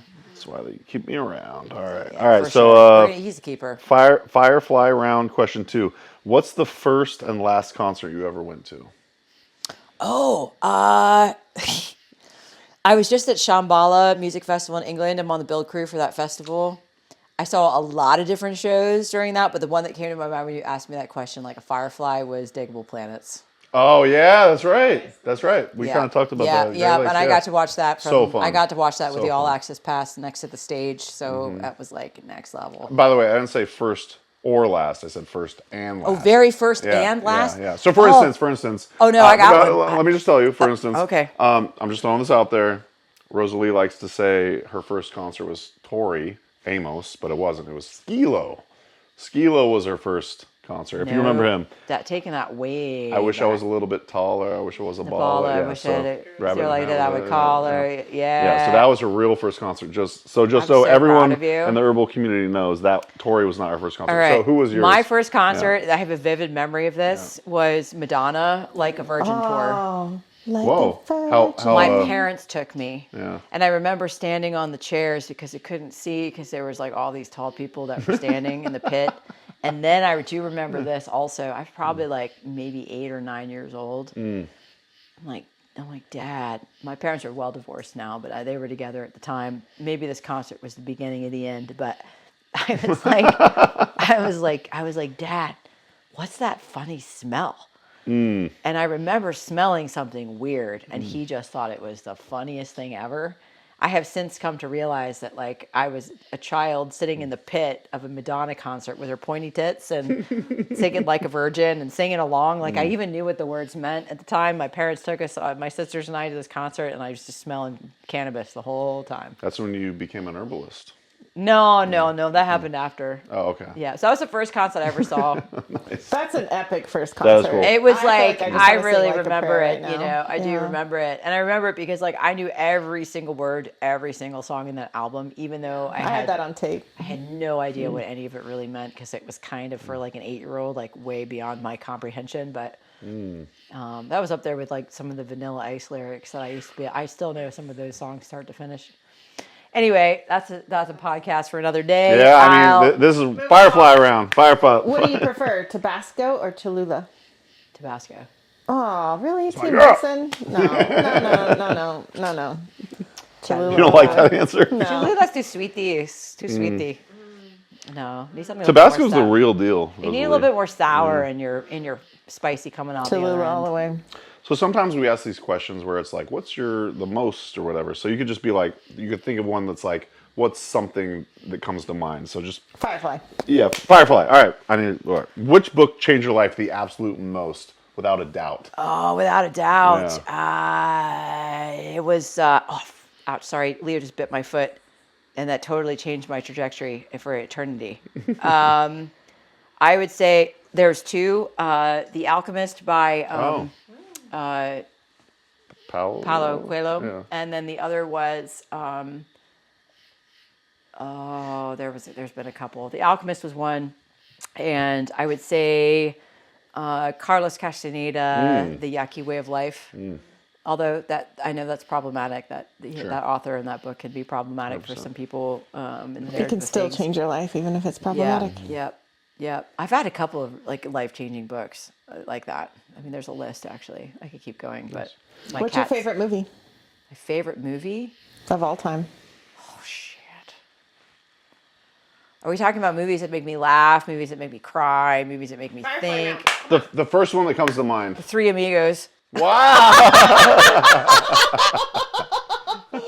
Also deeply problematic, but the only thing is because my sisters. So when I was growing up, we didn't really have TV, you know, and like so good. we had a VHS player or whatever, and like we would just play that. We had that movie on cassette, and we would just play it over and over, and we know every single word, and even to the point where my older sister came to visit me a couple months ago, and we sat down and we watched the Three Amigos here in my new home. And we just sat and like, we knew every single word and we just laughed so hard we peed. And it's a really, I mean, that movie's not aged well and it's very culturally inappropriate, but like, man, it's just so funny, you know? Nostalgic. It's like, Did not see that coming. If you give her like one more second, she might have come up. I mean, that's, you know, I have so many films. I have so many books, you know, I mean, there's a vast archive to choose from. I like the Firefly round. Well, shoot, we've been talking for a couple hours at least. This is a great moment for you to tell us more about Sovereignty Herbs, any other project or anything you'd like to shout out. Keeping in mind, these are monthly episodes, so it takes a while to get out there. So it doesn't have to be super like time relevant sensitive. to like right now. Yeah. Well, luckily I don't have anything time sensitive happening other than thank goodness trying to keep my shit together. Let us know where to find you. What you want to shout out, etc. So you can find me at a few different places. Okay.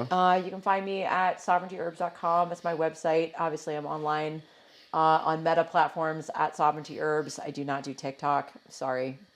You gotta get on TikTok. I'm in my mid-40s. Like, there's only so much I can handle. You can find me on LinkedIn if that's your speed. At Erika Galentin. I'm also on Instagram at Erika Galentin. That's kind of my personal page. Where I'm just authentically myself in the world. And sovereigntyherbs.com. You do consultations, you have a mentorship, you do so many different things. I do. I'm doing a lot of different things right now. If you're trying to become an herbalist, go to sovereigntyherbs.com. Look more into Erika's work. Also, we shout out Camille's newsletter. You have a great newsletter. You're one of those people that write really long, thoughtful newsletters, sometimes I'm like, oh fuck, I've got to write a newsletter, Chad. I don't know if I can. I feel you. Yeah, I might need to change my vibe on that. You know, take a note from Camille's book. But I do consultations. I have the Ohio Free Herbal Clinic. I do once a month. It's usually really booked. There's a wait list for that, but you can always hop on there. My private practice is also, I'm kind of trying to like be careful because I'm doing a lot right now with a lot of different platforms and things. One of the projects I'm really excited about is the Aromatic Medicine Garden with the Northwest School of Aromatic Medicine. Oh, yeah. This is a place. Evan Sillison. Yeah. So this is a membership community space where I'm kind of sitting down and talking about plants, aromatic plants in particular, but all different kinds of herbs. And I go through, it's a couple hour videos you get once a month. And it's the only space that I have out there in the realm of teaching that I get to actually just sit and talk about the plants and my relationship to them and my love for them. So it's a really great project. So that's the Aromatic Medicine Garden at the Northwest School of Aromatic Medicine. I love that partnership, by the way. I think that's super cool. Yeah, it's super cool. Yeah. We've been at it now for a couple of years. Nice. It's amazing to believe that that's happened. So, time flies. And so really cool stuff. I've got my mentorship programs at Sovereignty Herbs, and I think that's probably all I'll say for now about all of that. Amen. We asked Jim this question, and it's coming to me for Erika. You're a fabulous teacher. I've had the honor of being in class with you. Thanks. And I'm curious, what do you hope people say about your teaching when you're not in the room? They say behind your back. What are you hoping they say behind your back? That it wasn't a waste of their time. Okay, that's a given. Let's back up, Erika. Let's back That up. I'm not a douchebag. That what do I hope? Well, I hope that Of your sharings, I'll say. my like sharings. that. Yeah. I hope that they walk away feeling emboldened and inspired by the path that they have chosen for themselves. That's beautiful. I hope that they walk away from my sharings as like a opportunity for them to really celebrate the choice that they've made to walk the path of an herbalist. I feel like that just after this podcast. I feel like a new level of confidence, actually. Sweet. Yeah. It's been an honor to sit with you and hear your thoughts. And I thought you were an herbal rock star before this, and now I'm just like, oh, God, I can't believe this is our job, dude. Such a great job. Well, and I mean, you're in my home and you're in Ohio and you came all this way to hang out with me. I'm the honored one. My goodness. You guys are cool. I got mutual. I got cool pals. I've got really cool pals. Yeah. I hope I can live up to it all. You don't have to hope. You already are. You're doing amazing work, Erika. Yeah. Yeah, good. Like, cool. This has been phenomenal. Like, I don't even know how long we've been talking, but this is a new high for Herbalists After Hours. Thank you so much, Erika. Really? Oh, yeah. Absolutely. Plus, we were... have to sing. That's fucking great. Actually, all right, we'll close with a song. No, I got to pee. Hold hands No, like, definitely. I don't sing the hold hands kind of music. I'm so glad Leo was here. And Yeah, me too. So that's going to do it for another episode of the Herbalists After Hours podcast. Yeah. Thank you all so much for tuning in. Thank you, Erika. Thank you. SovereigntyHerbs.com, at SovereigntyHerbs on all your social platforms, etc. You're amazing. Thank you so much, You guys Erika. are amazing. Yeah. Thank you for being Rosalie, you're amazing. Y'all are amazing. You're Erika, amazing. yeah. Emily, you're amazing. All right, Emily. Yeah, Shout out, Emily. Let's go eat some pizza. Fuck yeah. All right. Pizza time. All right. Pizza time. Bye, everybody. Bye.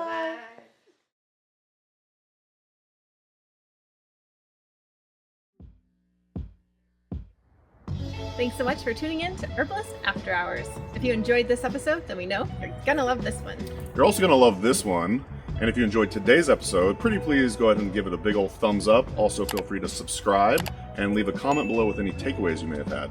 And don't miss a thing with us. Head over to folkmethodology.com and join our newsletter. See you in the next episode.